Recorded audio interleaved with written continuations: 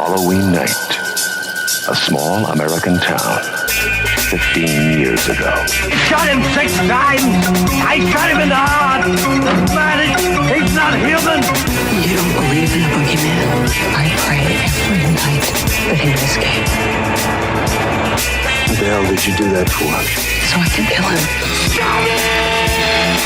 You don't really know much about Halloween. I spent 8 years trying to reach him, and then another 7 trying to keep him locked up because I realized that what was living behind that boy's eyes was purely and simply evil. Hey everyone, welcome back to another episode of Sleazoids, the podcast where we go down the rabbit hole of 20th century genre fare from the most influential canon classics to the trashiest exploitation films we can get our hands on, and invite you to tag along in helping us create a canon of sleaze. Each week is a double feature grindhouse style where we discuss 2 films loosely related by subject, genre, actor, filmmaker, or franchise. And at the end of each episode, along with our honorary Sleazoids, which you can become by subscribing on Patreon, we decide on all the official ratings and rankings for every film that we cover. Patreon subscribers also get an on-air shout-out and 2 bonus episodes every single month, which... Oh God, it's been 9 or 10 months now. You guys have been good to us. Yeah, I think the last time I looked, we did 17 or 18 patron episodes. So for anyone who hasn't made the jump, there's like 18 episodes, 36 movies, discussions, just waiting for you back there. So go check that out. And speaking of which, we do have a bunch of new patrons this week. We've been getting a lot of patrons recently. Yeah, we appreciate you. We got a bump from that Gremlins episode. Everyone seemed to really love. So anyway, welcome, Will Harahan. I feel like I recognize that name. He might be making his way back. But anyway, a return. Yeah, maybe a return. Back. There's a couple. If you do, maybe we're mistaken. But yeah, if not, what's up, Will? Thanks for being with us. We also have Dylan Voirin. Thanks, Dylan. We have Leo Nichols. That's a cool name. Thanks, Leo. Awesome. And then I think another returner. We have Julian Kopkas. So Julian, thanks so much. I feel like I recognize that name. So if you aren't coming back, thanks for being with us. And if you are coming back, welcome back to the. To all those patron episodes. We got 2 coming on the way every single month. I'm your host, Josh Lewis, and joining me as always is my co-host, Jamie Miller. Welcome back. Yeah, and oh shit, I forgot the other plug. iTunes, Stitcher. Many. Yeah, if you guys are listening to us on whatever your podcast listener of choice, I know that there's a Google one, but I have no idea what that's called. Whatever podcast thing you're listening to us on, give us a good old rating and review if you're liking the show. It really helps us find. Yeah, it really helps us find new listeners and gets more people going, more support, which we always appreciate.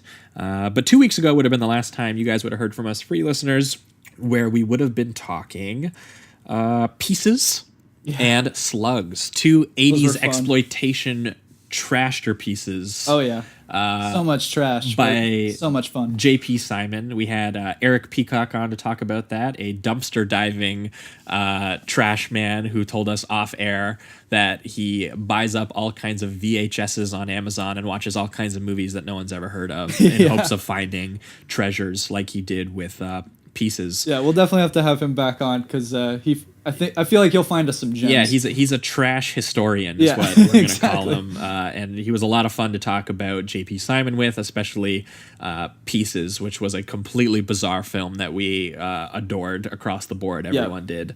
So that was 2 weeks ago for free listeners. Patrons, though, you guys would have heard from us just 1 week ago, where we would have been talking Giallo Master Mario Bava, or one of them. There's a couple Giallo guys out there who were all pretty good. But Mario Bava, very interesting stylist, and we talked 2 very different films of his 1960 film Black Sunday, which was kind of a gothic monster movie horror, lots of cobwebs and castles and violence, which was like that. Still that mask scene, the hammer into the face. Yeah, and I think that was what really threw people off about that film, was that there was some pretty hefty gore in that film for 1960. Definitely. And especially in the style of like a Universal monster movie where you would expect a little bit more of a classy sort of attitude, and it does have that the best of both for Mario worlds. Bava, but it's a really interesting sort of contradiction that you get there when you're watching these very sort of like theatrical style drama, and then all of a sudden someone like explodes or like the blood's just oozing out of dripping out of eyeballs someone's face, and exploding eyes, things like that. Such a contrast. Yeah. And then we followed it up with his 1971 film A Bay of Blood, which was on the record as possibly the first ever what we know as the body count slasher. Yeah. Which was lots of sex crazed teens go to a cabin on a bay, and some people kill each other really brutally. A teen gets cleaved in the face. Another person gets their head torn right off. It's just like the classic pole sex violent a spear death right through two people having sex. that Friday the 13th ripped from. Yep. Disappointed to find that out a little, but Bay of Blood's got the championship belt now. Exactly, and done in Mario Bava's very unique style. That movie was a lot of fun to talk about. So that was on patreon.com/Sleazoids podcast. For anyone who hasn't heard that one yet, go out and check it out. I guess it kind of leads into what we're doing. It does lead week. into this slasher, this week's episode, because that was 1971. And this week we have a very special episode for you guys that will need a little bit of explaining for all of the new listeners, because we have had quite a lot of new listeners since we did our original Death Wish episode. But very early on in this show, I think it was episode 2 or 3, there was a new... That was really early. It was really early. Yeah. It was in like February or something. Yeah. So it was one of our first episodes. Eli Roth released a new Death Wish movie in theaters, and Jamie and I, in order to get amped for it, we were like... and to just get amped that, the current pop culture somehow related to what we like to talk about. Yeah, like, these genre and exploitation again. films. Yeah. Exactly. So we were like, okay, there's a new trash movie. And it's Eli Roth at the helm. So based on a trash franchise. So let's talk about the Death Wish franchise. And we did Death Wish 1, Death Wish 2, and the absolutely bonkers Death Wish 3. So good. And we had a lot of fun Loved it. talking about those films. So we kind of contextualized the entire Death Wish franchise, which has all kinds of weird 70s and 80s reactionary politics and lots of crazy... it's almost like a slasher movie, but the killer is like the good guy. Yeah, exactly. It's just taking down those scummy criminals, man. Exactly. It's really hilarious time. If you haven't heard that episode, even if they're running away and I'm shooting them in the back. If you haven't heard that episode, go back and check that one out. But we compared it to Eli Roth's new Death Wish that came out this year, which unfortunately we didn't like very much. No, we don't need to go into why. No, we will if we we start. So exactly. Might as well stop. We thought that movie was incredibly boring and not offensive at all. When that was what we wanted. We needed more trash. Exactly. I wanted more reactionary politics. I wanted more gruesome, straight up murder. Yeah. And I needed more what Eli Roth usually does. Yeah, and Eli Roth was like, "Nah, I'm just gonna make like a home invasion thriller and call it a day." And I was like, "Okay." Thanks. And that was dude that made Hostel. But in similar in structure to that episode, we are going to be talking today about David Gordon Green's 2018 sequel, 40 years later, to John Carpenter's 1978 slasher masterpiece. Which, spoiler alert, Halloween. a lot better than Death Wish was. Yes, absolutely. So we're going to talk about, at the end of the show, we're going to talk about David Gordon Green's Halloween, which I'm hoping a lot of you saw on this coming this weekend. Will be spoiler. $80 million domestic box office for an R-rated horror movie, which is pretty bonkers. Yeah. So a lot of you clearly did go and see it. And we might, on that segment, delineate a little bit between, we'll start maybe with not a lot of spoilers. Sure. And then we're going to go spoilers, though, because That's just what the show is. We do full out analysis on this show. Yeah, so like if you want to hear what we think about these kinds of films, you gotta get into the spoilers. So that's what we're gonna do. So watch it first. So the first few minutes, I think, of the Halloween, David Gordon Green Halloween that just came out, would have been a week ago. We're gonna not do spoilers, and then we're going to go into a spoiler section, and we will call that out in advance. But to contextualize this new Halloween, we figured we would go back and we would talk John Carpenter's 1978 Halloween, the original. We're going to talk about its sequel in 1981, Halloween 2, directed by Rick Rosenthal. And then we're also going to talk about maybe the strangest came entry. Out of left field. We're going to talk about John Carpenter collaborator Tommy Lee Wallace's Halloween 3 Season of the Witch from 1982. With Which a little is very mixed reviews with people, it seems. with a little bit of discussion on some entries from the entire franchise. We're going to kind of contextualize the franchise for you guys, and then we're going to see how David Gordon Green sort of followed up an entire, holy crap, like 10 movies, 11 movies worth of Halloween movies. Because I do have some questions for you. I know that you just watched like every fucking one of them, yeah, including the Rob Zombie ones. Yep, I did every single Halloween episode in preparation. So I have some questions for like the later sequels. Yeah, because like 5 I and haven't 6 rewatched them since I was like 12. So I definitely want to, like Paul Rudd is in one of them. Like, it's just crazy to me. I actually liked that one, weirdly enough, because it was so strange, so bizarre. But we're going to get, that's just it. We're going to focus on Halloween 1, 2, and 3 from the 70s and 80s. But we are going to get into a little bit of discussion on the entire franchise as we do that. Yeah. And then we're going to see how David Gordon Green followed up that entire franchise and whether he was successful or not. Definitely. And what he was successful or not in. Yeah. And that's what we're going to do. So that's going to be today's episode. So let's do it. We're going to be talking Halloween. And Halloween 2. And Halloween 2. And Halloween 3. And Halloween Season 3. of the Witch. Let's do it. So let's do it.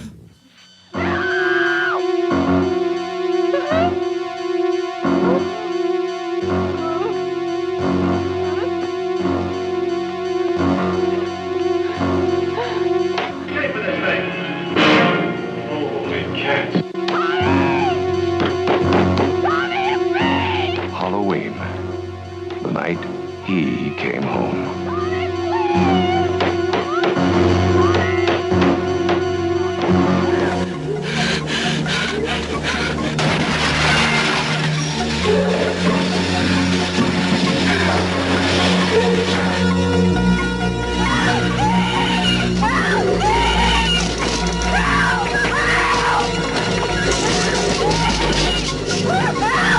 Halloween 2.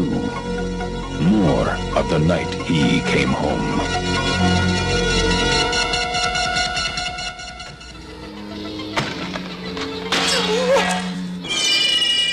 I do love a good joke, and this is the best ever. A joke on the children. I'm glad you'll be able to watch it. You've got to believe me. They're going to kill us. All of us. Stop it.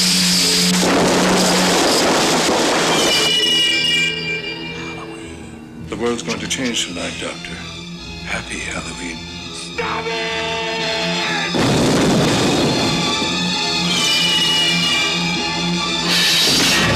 Halloween 3. Season of the Witch. The night no one comes home. Season of the Witch. All right. So we are talking Halloween 1978. The moody American slasher film directed and scored by one John Carpenter and co-written by John Carpenter and his then girlfriend, I believe at the time, Deborah Hill. Okay. The film stars Jamie Lee Curtis as a teenager and Donald Pleasance as Dr. Loomis. And Deborah Hill had a big part in like all three of the first three, I believe. She was right? one of John Carpenter's biggest collaborators, and Halloween is very much her baby, as well as she was actually the 80s or the 70s babysitter. Oh, so okay. a lot of the whole teen dialogue and discussions and stuff kind of came from her. Oh, interesting. So that it was a lot of it was a little bit, I wouldn't say autobiographical, but it was a lot of. I would hope not. A lot of the modern teen stuff that happens in Halloween came from her when they approached John Carpenter and said, we want to make a movie about kind of like a babysitter killer. Like someone had the idea of making like a serial killer who kills a bunch of babysitters, and they had to come up with the story and how to make it authentic from there. Yeah. And that was basically what they did. And the thing that always surprises me about Halloween every time I watch it, for some reason, is how simple it is. Oh, for sure. Narratively, this is like as stripped down as you could possibly get. Right, because I think also people tend to remember the sequels a little bit. And you know how we have the lore of like eventually Michael is her brother, Laurie's brother, things like that. Yeah. This movie has none of that. It's just like the straightforward, here's a killer and he's a force of nature and he's just going after these teenagers. And he's returned to his hometown to just inflict pain. And it doesn't, there's no rhyme or reason to it really. He's just... Which is kind of the scariest part of it. Yeah, he has a drive. I think that's the coolest part about Michael Myers as a character, is that, you know, there is something about him that has lasted, clearly, that people keep wanting to see it. Right. And I think for me watching it, it is just that there is this sort of, he has obviously this inhuman mask. Yes. This sort of just it's like a blank faceless, face. expressionless, but the way that this performance, and I forget who it is who's under the costume, but he's a friend of John Carpenter's, and apparently the guy didn't get paid very much to do it because he was just John Carpenter was like, we have no money, can you just please Can you walk around and stab people? Exactly. He was like, I just need someone to walk into frame and I'll direct you and all this. Yeah. But his friend apparently was a dancer. Oh. So, and that really adds, I think, to Michael, because he has a bit of like a grace when he moves, and he has there is something. Everything's very smooth. Yeah, it's very smooth, and it's just slightly off kilter enough that it feels a little inhuman. But he is making choices, right? Because he's very straightforward. It's almost robotic, but there's still a human element to it. It's just too smooth. It's like clearly there's something. There's a driving force here that is saying I need to kill, but he's doing it with so much almost like a confidence and like he knows what he wants to do. It's almost instinctual the way that he moves, and it makes him really creepy. Yeah, something else I find odd in a way is how it's almost like he's intrigued with death. He doesn't almost quite even understand it. He just knows that he wants to cause it, because every time he looks at a body that he's just, dismembered or it's a cold stabbed, observation. Yeah, he tilts his head. He's got this weird like, what am I looking at kind of thing. Like it's almost like he's kind discovering like he's like a scientist but for death. Like he's just intrigued by it. Which is kind of why, because this is going to be a crazy episode because we're going to constantly talk about things that from all over the franchise. But that was something I did like about David Gordon Green's, is that there's a bit where the new Dr. Loomis, the new psychiatrist for Michael, is really intrigued about what he feels. What does Michael feel when he kills? And that's exactly what you're talking about. Is there is an interaction happening there? Yeah, he's not completely blank. It seems like it seems like he does have thought. Yeah, it's just very primal and very basic. Yeah, it's kind of. Yeah, you're right. There is something primal. I think they describe him as something like it's elemental. They describe like a fate. Like it's a force. Yeah, it's like he is death itself. Yeah, like that whole kind of angel of death kind of thing. Yeah, and I mean, Dr. Loomis famously, or Donald Pleasance, I guess, famously says the line, "He's pure evil." Yeah, he's kind of just this. His eyes were blank or something like. Yeah, he's like earth or fire, or he just exists. Yeah. He's out there. Yeah. And what I find most interesting about this film, because as we talk about the basic story is very simple. It's that there's a young Michael. We get one of the first sort of like POV slasher voyeur, and the great addition shots to the eye holes for the mask where it kind of obscures vision a little bit like that, but the smoothness of the glide cam still kind of throws you off, because like the camera is moving very with purpose, but you're also you can't fully see everything that's happening, and that's almost scarier when he eventually does go up the stair and stab his sister, and you just get the shot of the knife kind of going in and out of the eye hole. And do you think there's also, now it kind of varies from it as the sequels go, but in this one I noticed he really can't do anything violent or anything without his mask. There's actually a sequence where Jamie Lee Curtis is like fighting against him. It's near the end, and she takes off his mask. Yeah. And it seems like he has to put it back on before he continues to do the violence. And I really liked that part of the character. It kind of doesn't work later on. Like there's moments where he doesn't have his mask and he does kill. But in this movie specifically, just this one, it seems like it's almost like a way to defend himself, like a defense mechanism of some kind, like a tiny bit, because there definitely is kills that happen in this movie without it. They just mostly all happen off screen, because there's people he kills before. There are in this movie? Before I thought even when he was a kid, he had to put on the mask before he kills his sister. Well, he doesn't have a mask when he breaks out of the hospital, right? And he's attacking people. You're right. And then he eventually kills a mechanic and steals the mask. Or he steals the mask from like a hardware store in the film. Okay. Yeah. But you're right that there's no on-screen death. But that is a really interesting moment, and I don't know that it's necessarily that he needs the mask to do it, but there is something about it that makes him feel more comfortable. I think there's just something about a mask that makes that he doesn't. There's strength to him in that. I think it's to remove the humanity from it. I think it's to be like, look, this is not a person. That was pretty much my thought. It's almost like his face, his flesh face is, in that sort of like broad sort of corny way. That's his mask. Yeah. That finally when he puts on this thing is when he feels himself, and he feels that he's just this force.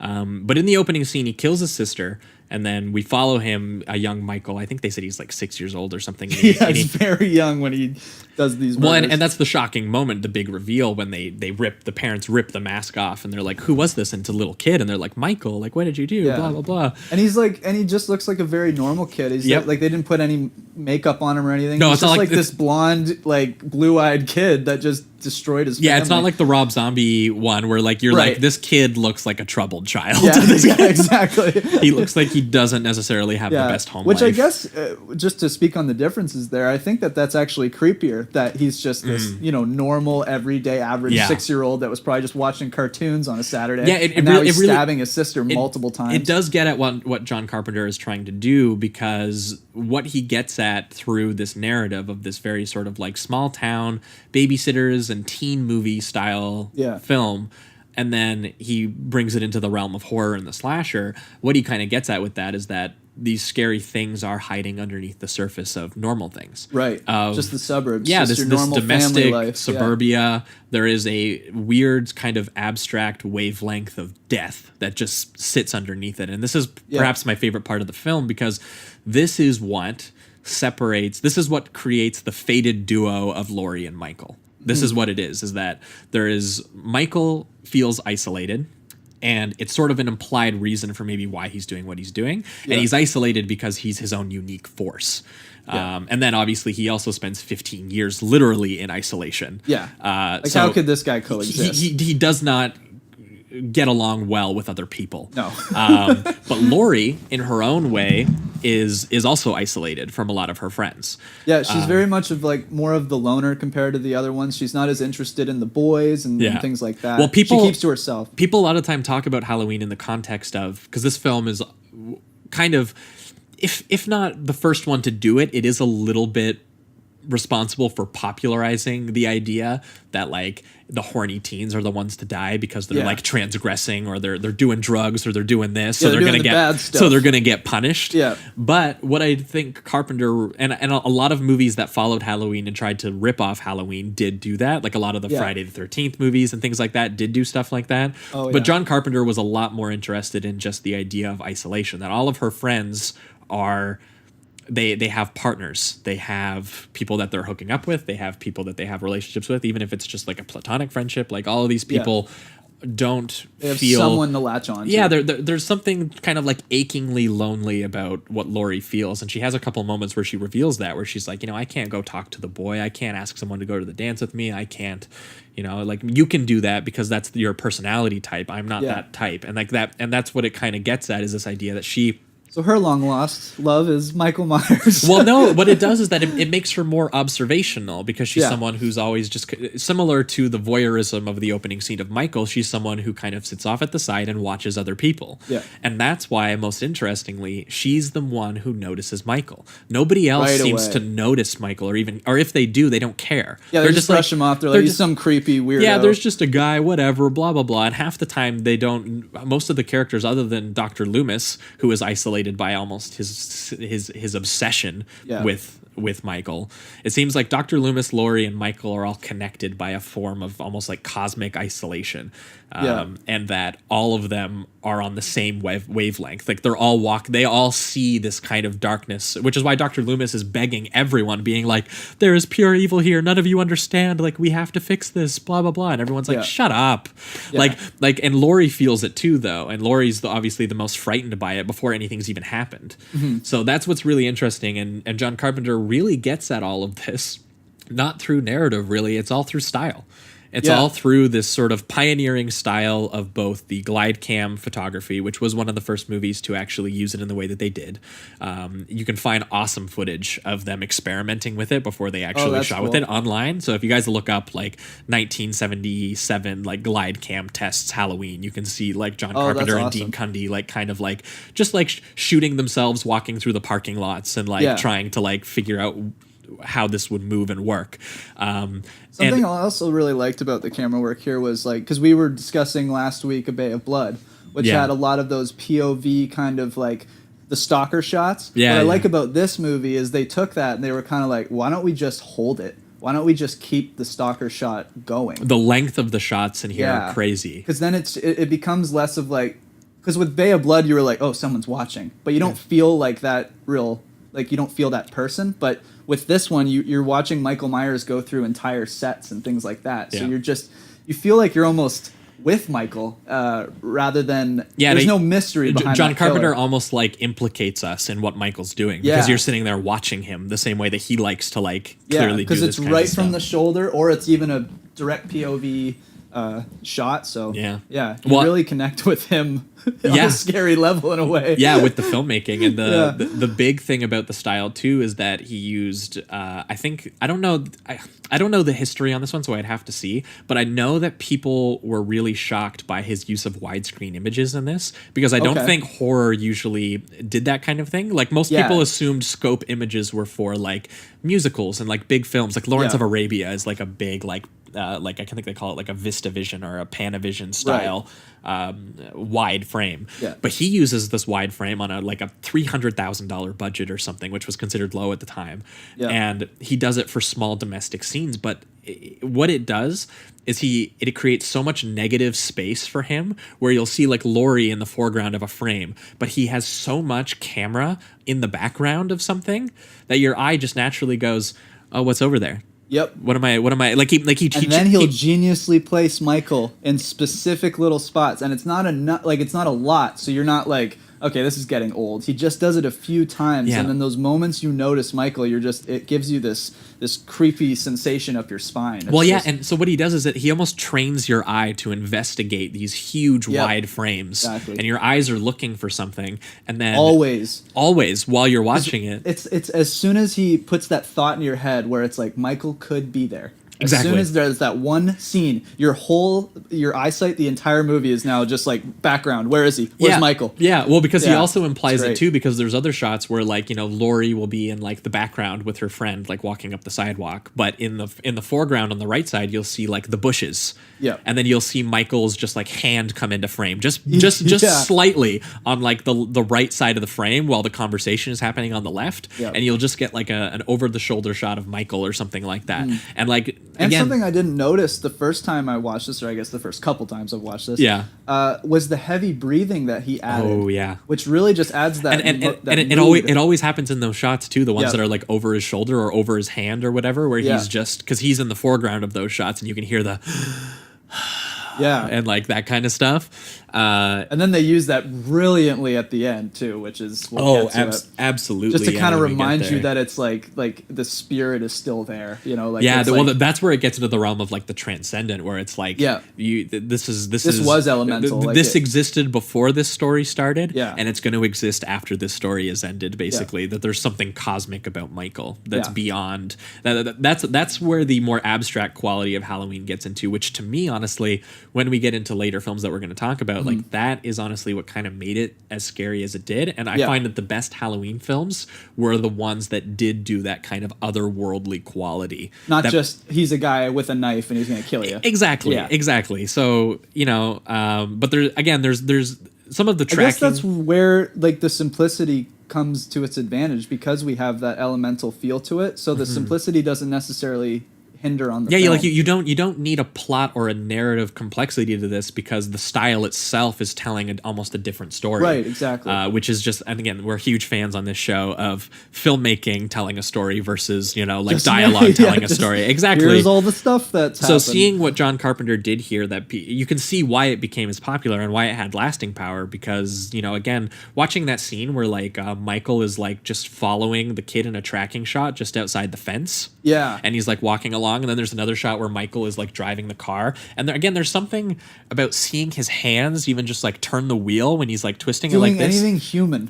It's just creepy. because the way that the performer is doing it is, again, there's something so smooth and graceful, but still just like slow enough and deliberate enough that you're kind of like, it's almost like a conscious choice, like what we talk about sometimes when we talk about, was it Arnold Schwarzenegger we talked about in Raw Deal? Yeah. Who did that thing where it was like, he had very robotic movements that didn't suit the character. Yeah. This is a robotic movement that does suit the character. Absolutely. These are kind of movements that they're just inhuman enough that you're thrown off by them, and then done in this huge wide composition where you can hear the breathing and you can see him looking at his prey, and you're just like, it's almost unbearable to watch sometimes. Like, it's really fucking scary. Yeah, it's very scary.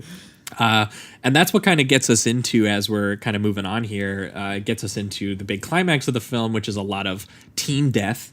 A lot of Michael kind of poking out of the shadows, a lot of the really famous thing that people seem to mostly steal from this, which is a lot of the sort of like false start anticipation, where there's a lot of tracking shots of, you know, widescreen photography of people looking around and having already trained our eyes to know that Michael could pop out of any shadow. We're terrified. And that kind of building of suspense, and that eventually he gives you the relief, which is not really relief, because in a horror movie, the relief is like watching someone die.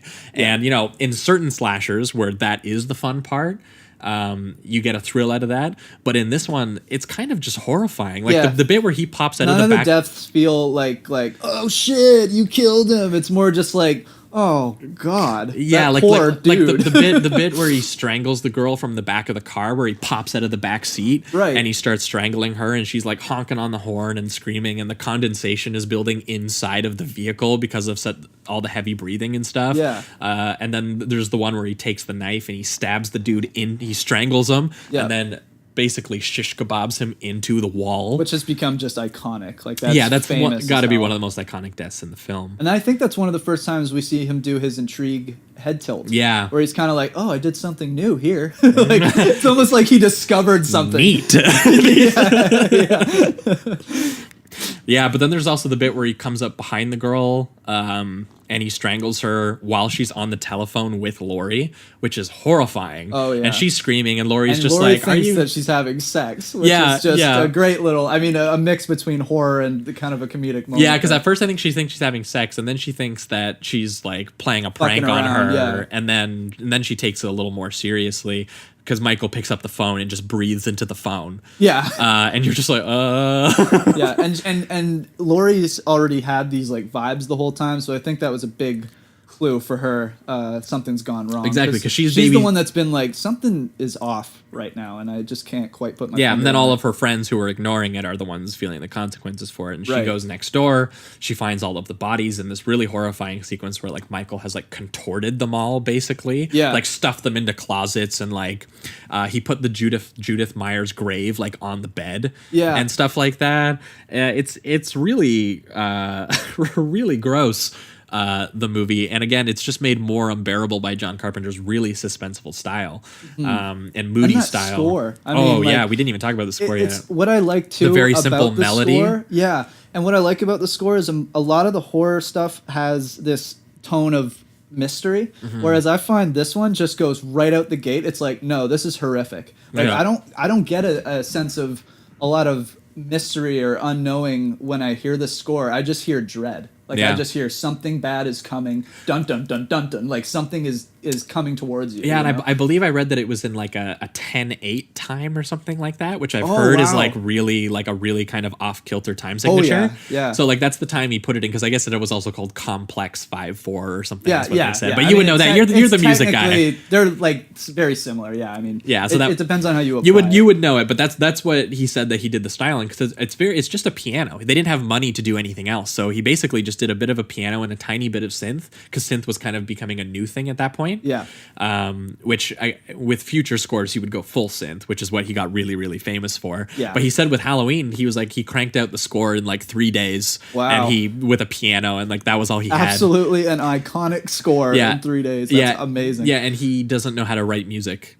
He just said that he just that guy's brilliant. He just feels it. He's a natural artist. I mean, technically that's like what I do too. Yeah. I feel like a lot of the people that write scores and things like that at least add a level of what he was doing. You know if something works or doesn't as an artist. Exactly. You don't necessarily, and especially for something like this, you don't need the Hans Zimmer 30-piece orchestra, you know, like that kind of shit. So the simplicity of the score really works, and the fact that it just hammers home a dreadful feeling right away with no real mystery preceding it, I thought again was so good. It really does hammer home that wavelength, that there's something happening beneath the surface of suburbia, that you're watching something crazy. What I find, like that. and get a little specific with the synths here, but it's like the high constant dun dun dun dun dun dun dun dun dun. It just kind of gives you this, what's around me, what's going on, what's going on, and then the low synth behind it that's going just something's there. California, you're like, it is there. Yeah. It is there. So it's got a perfect blend between its bass line and its melody. It's just, it's so good. Yeah, and then John obviously Carpenter is on top amazing of this with camera that. work that's making you feel the same thing. You know, Right. it's just Exactly. it's a formal work of genius when you're watching the it. guy is so fucking talented. And it's so fascinating that after that, everyone kind of took the plot. They were like, the plot is what's good about this movie. And I'm like, No. Are you fucking with me, guys? Come on, peeps. But yeah, I guess we'll get to the big climax on this and we'll kind of wrap it up a little bit. But the big showdown between Laurie and Michael is pretty insane, where he throws he throws Laurie like down the stairs after Laurie sees all the bodies, and all of a sudden she's come face to face with the force that she's always sensed but didn't really know was there. And that's why she's able to survive, because she actually was more aware of it, was there to see it. And she confronts it, she looks at it, and it almost kills her until Dr. Loomis, the only other person who knew it was there, came in and, hinders it, puts a stop to it. Yeah. You think that because Loomis comes in and shoots him. Laurie, before that kills him like twice, right? Yeah, she stabs him a couple times. She stabs him with a fire poker through the eyeball or whatever, something like that, or in the neck maybe. Yeah, I think it's the neck. I think the eyeball shot doesn't come to the second movie. And then she knives him from the closet after that. Yeah. And that shot where she's on the ground, completely broken down, having dealt with this, and then Michael very gracefully rises back up. One of the most iconic shots in the movie, because again, that happens in the background, because we're watching his body, and we've trained the whole movie to be like, that body's going to move or it's going to do something. Yeah. And what's awesome... And that move has become so iconic that it's a cliche now. Yeah, that's what's funny, is that's a cliche now, but I saw someone released online, and I might actually see if you can find... I'll maybe send you the link and you can throw the audio in. Yeah. But someone recorded a 1979 theater reaction to that scene. Oh, and they mashed it up with the video, and people are screaming. Oh, that's awesome. In the theater. When they're just so into it. Well, yeah, because they all thought he was dead. No one had seen that trope yet. So when he rises up in the background, like there are multiple full screens. My God. Yeah, like so good. And if you can find that audio, definitely throw it in right here, because it's awesome.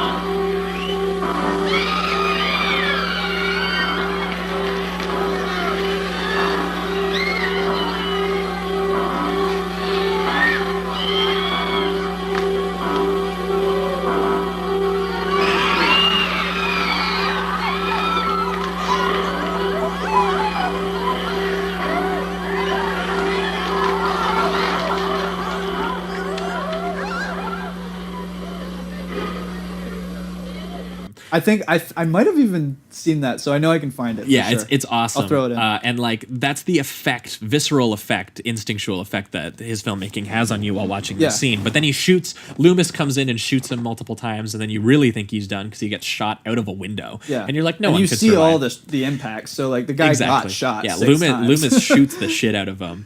And then Loomis and Laurie have kind of a brief interaction where they're like, "Was that the boogeyman?" And she's like, and he's like, "I believe it was," because acknowledging that these are the two people who know that this is something inhuman. Which I also like too. The kids kind of have this vibe too, and I feel like that was like almost like that childhood. Wonder, like they kind of... They're still observational. They're still learning about the world, right? So they believe in these scary monsters and all these things, and that kid has a great line where he's like, you can't kill the boogeyman. Yeah. That whole thing. So it's almost like they foreshadow that a little bit too, with the child. So that was really cool. I like that detail. Yeah, it's it's cool that Laurie gets confronted with. She just saw it. She's like, that's the boogeyman. Like I believe in this childlike nightmare terror. And then talk about an amazing ending. Loomis goes over to check on Michael's body. Michael's body is missing. Gone. The huge iconic score comes in, and then it's a whole bunch of shots of the house, of the neighborhood, of all of these very mundane domestic spaces, and all you can hear is Michael's heavy breathing in all of them. Yeah. He's everywhere. He's still out there. He's going to exist everywhere. Forever. He's everywhere. He is just a cosmic death evil angel, and he's out there. And it's one of those very few movies where it's like true it has horror. that hint of like he could be back, and you don't mind it. Yeah. Sometimes it's just like, oh, of course, But like with this one, you just believe in his power, and you believe this kind of you just believe that you can't kill the boogeyman. Man. Exactly, that's just it. Exactly. He doesn't. He's not. That kid was spot on. He's not a human force. He is just a force of evil. Yeah. And again, the way that it's all previously established in the filmmaking of the way that you investigate the frame and the way that his presence always feels there, both in the music, both in sort of like in the background, and in the sides of the frames and the tracking shots. And, to end on that bit where his breathing is just everywhere, even though you can't see him. Yeah. It's just a horrifying image. This is like pretty much a perfect movie. So I think that will lead us into the reductive rating round. Down 5. Also 5. Yeah. I don't even think we need to go into summaries of why. It's one of those movies where I'm like, if you haven't seen it, Jesus Christ, watch that movie. An absolutely phenomenal And if film. you have, you just know and the what fact it that is, it spawned 12 movies makes sense to me. Yeah. But that being said, I think we'll jump right into Halloween 2, which Let's do it. For me, I almost really liked it. Yeah. I'm right. Yeah, I'm right there with you. I was very close to. I won't spoil. Well, because story, I was gonna say directed by Rick Rosenthal, who I don't know what involvement he had with Carpenter previously, but this almost was directed by Tommy Lee Wallace because they wanted Carpenter to direct it. Who did the third one, right? Tommy Lee Wallace did the third one because he turned down doing the second one because John Carpenter I think turned down doing the second one, and Tommy Lee was actually very close friends with John Carpenter. Oh, so if he's like Carpenter doesn't want to do it, maybe I don't want to do it. Yeah, well, because Tommy Lee is both John Carpenter's editor as well as art director, so he did all of his sets and stuff like that. So Tommy Lee was like a very close collaborator with John Carpenter, and when John Carpenter turned it down because he said the Michael Laurie story is over. Like that was what he said. He said, I told the story I wanted to tell. With the first one. With the first one. And then that's interesting. And then they didn't he write a lot of the second one? He did, but because the studio told him that they were going to make it with or without him. Oh, so he wanted to make sure that they at least don't butcher the damn he was like, okay, if they're going to make this movie anyway, and they're going to make it with Michael and Laurie, then Deborah and John did write the film. So they wrote the second film. Yeah. And that's why I appreciated the extra lore they put into it, because at first I'm like, was this just some like hacky whatever? But when it was John Carpenter, and maybe that's a little biased to say, but I did take it more seriously once I realized that John Carpenter was like A-okaying the story a little bit. Yeah. More. So now it's kind of seems like it's more of a mixed bag. Where it's a little because John Carpenter did do it, and you can feel John Carpenter in it, but it's definitely for sure, especially the first 30 minutes and the last 30 minutes. Yeah. The last bit and the early stuff too. But it was a movie that, similar to Pieces, was kind of cynically reconstructed. Sure.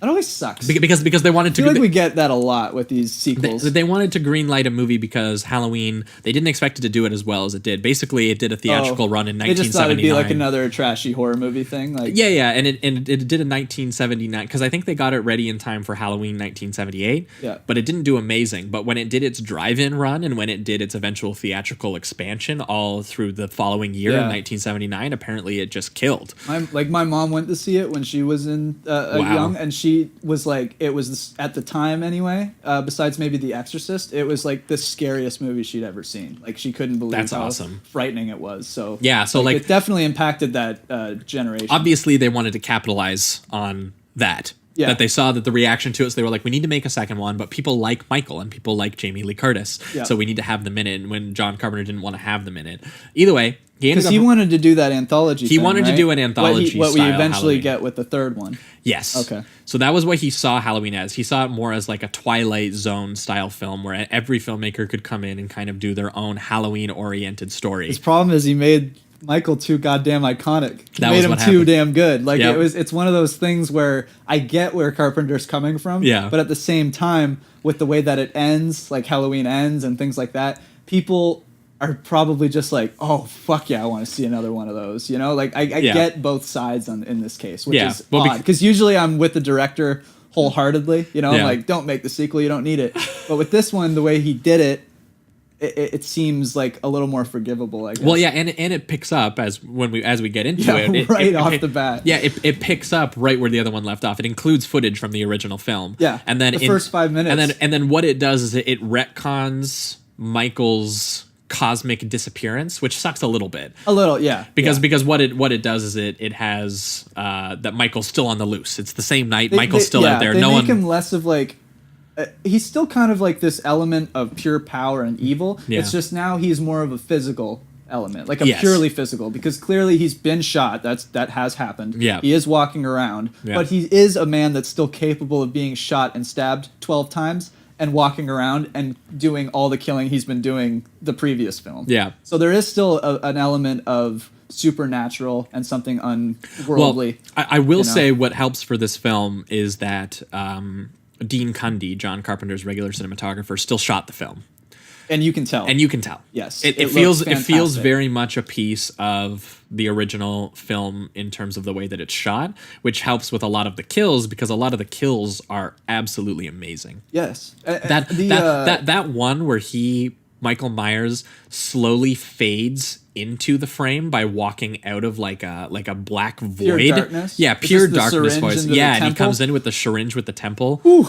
And right after she sees the guy with the syringe like in the eyeball. Yeah. And like they show that temple kill. Like that is a close up. Well, that was what they did, is they said they got to up the body count and they got to up like they definitely did. Yeah. Well, because this movie came out now that slashers were more of an established thing, and you'll see that because this was a few years after, right? Yeah, this was 81. Yeah. So slashers had just started becoming a thing, because I think Friday the 13th was it 80? I think so. I think it might have been. And that was without Jason though. So like they wouldn't have had technically the whole iconic killer that's supernatural and because basically what Jason is just an exaggerated version of Michael Myers. That's really what he is. So yeah.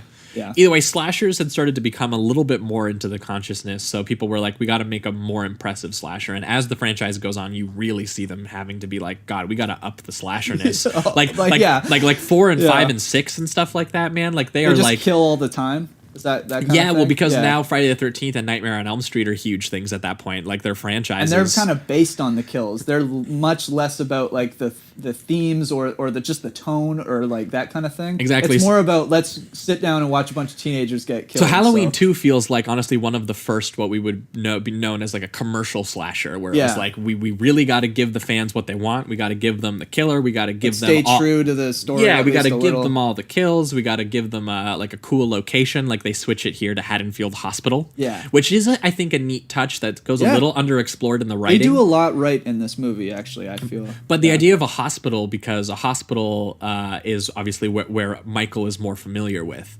Yeah, because he spent 15 years incarcerated in a mental facility. So. Right. So taking it to a hospital, which is kind of like Michael's home turf, means that it makes sense that his deaths get a lot more creative because he knows all the different ways that he can do it. Like that one girl who he puts into the hydrotherapy tub and just like burns her flesh off and stuff like that. Oh my God, it's crazy. It's horrifying. Yeah. And the one thing I do think is funny, and it adds a bit to that supernatural feel too, because he's putting his hand in it and nothing's happening to him. He's just like, yep, deal with it. Like it's. They and I don't know if that was intentional, but to me it was, and it added a whole other element to him again. This works best when it's a lot of the time when there's not a lot of people talking. Yes, and when it's Dean Cundy photographing Michael Myers doing really interesting things. It's anytime you see Michael or Laurie, you're like, you're in it. Like, but Laurie is unconscious for like 40 minutes of the movie, and you're like, dog. And you could have, it's like you could have had Laurie do a few more things besides just the ending, you know, because she really it does just fall to the wayside besides the last 30 minutes. Well, and not to mention the biggest dramatic thing that this movie does is it introduces the lore that Laurie is Michael's long lost sister. That she was adopted as a child, which I like. Do you like that or no? I wasn't crazy. Here's the thing. I think that it's not a bad idea at all. It kind of gives him motivation. I wasn't, but I guess that's just it. Is I kind of like gets rid of your elemental feel of it. Exactly. So it makes his motivation just more literal and narrative. Sure. Which is when we were saying we really liked about the original. But again, I don't have an issue with that. I think if they went that route, it doesn't ruin it for me. Well, because I think Rob Zombie did it awesome when he did. Like when you get to the end of the first Halloween and you get to Rob Zombie's Halloween 2, the way that he actually emotionally investigates Michael actually makes it more interesting when you consider how Laurie and he does the Michael and Laurie connection and how they're related and how they come from the same blood, they come from the same family. Maybe they're both in his infected. Version, you even see them together, like you see them as children together. Well, yeah, and she's a baby. He's trying to take care of her because he knows that his household is so shit. Yeah, and when you see the second one and Michael is starting to being haunted by by his mom, and that the mom is seemingly sort of telling him what to do, and then I think it's to bring the family back together. Exactly. Right? So that's what he's trying to do, and then Michael ends up kind of like dying and basically changing bodies into Laurie, and it's like this whole weird connection, and especially when it gets into the psychosexual style that Rob Zombie does, where you get into this bit where Laurie is starting to imagine like killing her own friends in the same way that Michael killed people and stuff. Either way, because it so subjectively and psychologically focuses on that relationship, that's cool. And I like that story in Rob Zombie's version. But in this film, Laurie never learns that.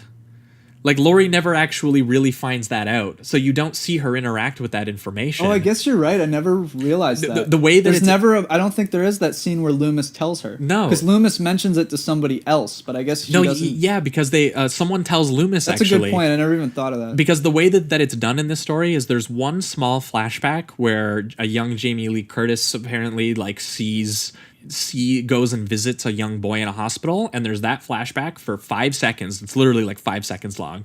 And then there's an exposition dump where the mental state facility tells Dr. Loomis that they've like figured out why Michael is doing this, and but it's solely there to deliver it to the audience and plot. Like there's no emotional reckoning. They should have had a moment with Loomis and Laurie. That would have made way more fucking sense. Yeah, and then it would have made Laurie's and Michael's confrontation mean a lot more. Like, even if you had Laurie... Because for you it means something because you know the dynamic there. Exactly. She doesn't. You still... So there's no scene where, like, a Laurie is looking at Michael and being like, this is my brother. I don't want to kill him. Like, I almost understand his pain. That would have jumped it up that notch. Exactly. Absolutely. So, like, that's what this movie's missing is that... I agree with you there. It's possible I'm misremembering that there's a point in the dialogue maybe where someone does mention it, but the actual film doesn't reckon with it. Like, there's no moment where it really feels like they're questioning that it means something that these two are related. It just feels like it feels like they just did it, so they're like, there was his motivation this whole time. There you go. Now you have a reason, and you're like, well, I didn't need a reason. I liked his whole force of nature boogeyman thing. So now that he has a reason that's so related to like love, that kind of does ruin it a little bit. I mean, the love for him is to kill her, but for him, that's probably love or what. Exactly. He so takes it as, I have no problem with this choice of a narrative design. Again, I think that Rob Zombie actually did it well by humanizing Michael and humanizing Laurie, and then in his second one where he gets to go full out and he gets the psychological. He really gets to get into Laurie is traumatized by Michael, but also feels a strange connection to Michael, and then it all builds to a meeting between both of them where Laurie is being psychologically controlled by the mom who is in Michael's head, and it's like this whole twisted family, psychosexual thing going on that's really interesting because obviously for Michael it's like a Freudian thing with his mom. So like, and especially with Rob Zombie's style, sets it up from the very first movie. Yeah, he sets it up in the first movie. This one they decided to do it on the sequel, which is kind of like one of those. It feels kind of like, oh, you just added that. Exactly, like it wasn't intentional. So that it doesn't ruin the first one because I just look at it as the first one, and that's what it is. But it just makes the second one feel a little bit more hollow. Sure. Despite the fact that a little more studio. Despite the fact that it looks great and it operates mostly as you would expect a slasher to operate. First 30 minutes, it's just that tracking shot, that one through the house. Oh my god, it's so good. Exactly, it's so good. Dean Cundy's it's almost was amazing. I think it might be my favorite like tracking thing, including stuff from the first one. It's just that second one proceeds to kind of just do typical shit, and then the one where it's like going through the houses and stuff, where Michael's picking up the weapons. He got up from the ground and he's going through the neighborhood, escaping, and heading towards the hospital. That's one of the best tracking shots in the franchise. So good. It's so good that David Gordon Green literally stole it for the new movie. For real. Because it feels amazing. Yeah, it's an amazing sequence. Again, like Halloween 2. Well, that's why I got so weirded out at first, because I was watching the movie and I was going, this could be a fucking 4. Like, this could be really, really good. And then it's that middle 30 minutes. It's like the first 30 minutes is great. You know, the kid, he comes out, he's 15 and he had the mask on because he was just... Talk about a weird-ass moment, but it's crazy. It's such an exploitation movie moment that you wouldn't get in anything else. That's why I loved it, because it's like, not only do they hit the fucking kid, but they pin him the car to explodes. A fan, and then the whole thing explodes. So yeah, like, oh my God. Like Dr. Loomis is so psychotic that he just basically ordered a police officer to like kill a 16-year-old and like explode him. The thing is, if the cop says when he gets out of the car, he's like, I didn't even see the kid. He says that. Oh yeah. So the whole thing was Loomis is gonna shoot him, and then the cop's like, don't shoot him. And then the cop hits him, and I thought the cop saw Michael Myers, so he hit him.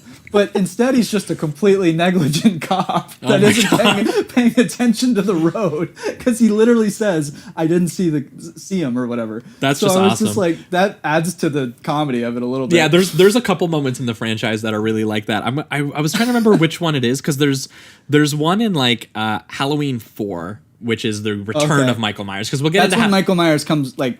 He comes back. Yeah, because we're going to jump into 3 in a second here, but 3 is the anthology one, which didn't include Michael Myers, and all the fans got mad because it didn't have Michael Myers in it. So the 4th one, they literally titled The Return of Michael Myers. Yeah, they called it that. We got it, guys. He's back. He's back. And yeah, I was honestly not liking the movie that much. There was a couple interesting elements of it, sort of like the rippling effect that the history of Michael Myers has kind of had on the town, which I thought was neat. Kind of like what Scream did in the 90s, where they kind of talk about how the town has absorbed this like mythical violence and like everyone's aware of it. Everyone talks about it. Yeah. And it picks up with Michael Myers' a niece, who is the main character. And it builds this relationship between Michael Myers' niece and her sort of like adopted older sister.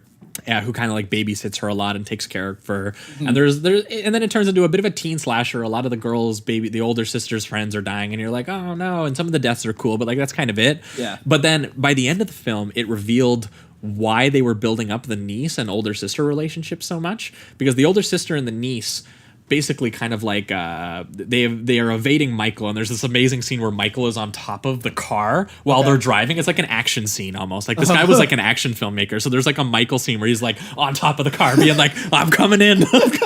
and she's like and she's like swerving, trying to like get him off, and like he's like, no. That's great. It's like fucking. It's a funny scene. Well, and what's funny is she eventually like slams on the brakes and he flies off, and then the police show up, and the main cop dude pulls out a Spaz 12 and semi-autos him in the chest like 12 times.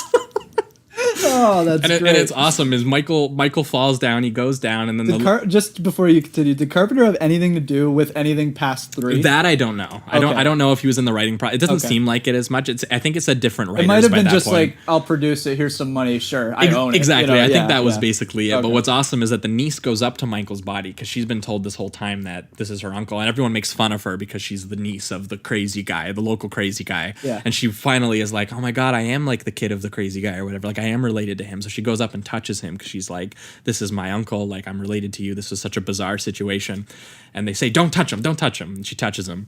And then they bring her home. And they're like, Dr. Loomis finally gets her safe because Dr. Loomis is again telling everyone that Michael's here. No one's listening to him. Yeah. Dr. Loomis is basically doing the same thing. But what happens, this is an amazing ending. It bumped it up a whole star, just the ending of this movie. Awesome. You were going with the 2, right? Yeah, and then you bumped it up. You hear a scream. The little girl comes to the top of the stairs. She's got a knife in her hand. It's all bloody. She's just killed her adopted older sister, and she looks exactly like young Michael from the original Halloween, where she's a little kid with a knife. Oh, and that's Dr. sweet. Loomis points his gun at her, and the cops are like, you're gonna shoot a little kid? And Dr. Loomis is straight up like eyeing her to shoot her right in the head because he knows that it has transferred bodies. Yeah. And he ends up not shooting her, but that's the end of the film. It's just like cut to credits. That scene is the end of the film. Now is the little girl the one that leads into the 5th one that everybody hates? The 5th one then is that. Yeah, and the 5th one, it doesn't do much with that story. Like a movie that would have followed through on what that meant would be awesome. Because that's a little genius bit of writing. Yeah. But it doesn't reveal itself until the last, like, literally the point from the car to the point to that scene is like the last 15 minutes of the movie. Oh, okay. It's excellent, but like, so that one was a 3 for me. But there's all kinds of like funny moments that arise from that in this franchise, like the bit, because it was kind of related to the bit where they kill the kid, and then also in the second one, where he lights up on fire and stuff, where there's just kind of absurd moments that kind of come out of this franchise and how it's had to like morph itself in all these different ways and like write itself in circles to retcon things and all that. There's even a bit of comedy at the very end of the second one where he gets blinded and he just starts swinging blindly. Oh, see, I actually found that kind of scary. I did too, but I think it was the first time you see Michael not calculated. Like you see him totally like he's unhinged at that point. He's like, oh shit, I'm blind. Now he's just swinging around. It's like it was a bit humorous, I guess, just to see him. It was actually like the first human thing that's happened to him, I guess. I think that's it. Yeah, I think it was. I because saw someone physically real humanity irritated him, kind of deal. Because before it's like I'm getting stabbed in the neck. Who cares? I'm getting shot 6 times in the torso. Whatever. But as soon as he's blinded, it's like an element of him actually is being ripped from him, and he's like, oh god, like So I thought that was kind of interesting. But I agree with you. It has a mix of kind of a frightening tone, but I laughed a little bit at first. Just because it was weird to see him do a human thing. Yeah, there's also a bit where like a kid comes into the hospital at the very beginning with a razor blade in his mouth from the candy. Oh yeah, yeah. Like there's a couple interesting things that happen in Halloween 2. But if we enter the reductive rating round on it, I think for me it gets a solid 3. I think a solid 3. In the early scenes of the movie, I was honestly leaning 4, like with the tracking shots and with a lot of the kills and with how it picked up, and it was really close. Actually, but around the time that like Laurie goes in unconscious, and around the time that it really just does kind of become a series of these inept hospital people just like getting picked off killed one by one. Meanwhile, we're getting exposition dumps about why this story, what's happening that's different in this one. Yeah. And then I do think that the final climax in the hospital where she does blind him and it's Dr. Loomis and Laurie again. Doing the oxygen tanks. And kind of lighting him on fire. And even Laurie's fighting. And I think that that explosion does work. And then Michael walking out of it on fire is a really great image. Yeah, again, I think a lot of this... like that part was great because it's almost like... There's 2 images I kind of got where it's like he's still fucking going after it. Even though he dies right away, he still had the strength to get out of that room and walk a little bit. Yeah. And then the other image is cool just because it looks like he's walking out of hell. Yeah. You know what I mean? Like, it's like the same way he kind of walks out of darkness, but he's walking out of fire. Right. And then you can tell John Carpenter wanted this part because he wanted to kill Michael. He kills Michael in the second one is basically what happens. Because he was like, I was like, you're done. This is it. I'm writing the end of Michael. You can tell that John Carpenter wanted to get to this point, this ending. Yeah. And because there's a great moment too, the very end of the film, which I think is awesome, which is that it's they take Laurie out of the hospital. Hilarious moment, a purposely hilarious moment. They take her out of the hospital and put her in an ambulance. And I'm like, where's she going? Yeah. Think you're taking her to a different hospital? Like, it's just a really funny image to see them load her in an ambulance outside the hospital. Yeah, but then there's a side shot of her face while she's in the back there. And then there's a side shot of Michael's face burning on the ground. Yeah. Cut to black. That's the end of the film. Yeah. It's again, even in death, they're sort of like connecting. Like she's just had that the worst night of her entire life, and she's still thinking about Michael's burning body. Yeah.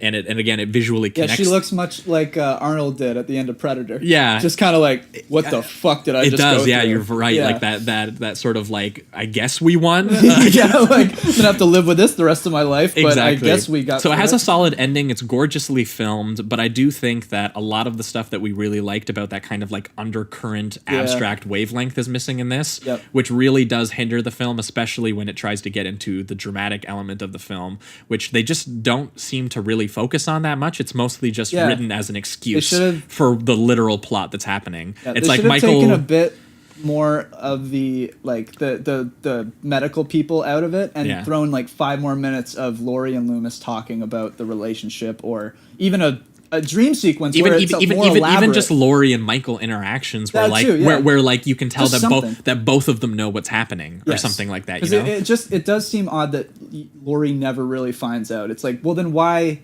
give that to us? No, like, it's solely for the audience. And that just sucks. Because if you give it to Laurie as well, then I can see a reason for character development or anything like that. Yeah. But because you just told us, it's kind of like, oh, now we just have a reason for Michael. That's kind of dumb. So it's weird. It's like one of the first times I've liked the thought of it.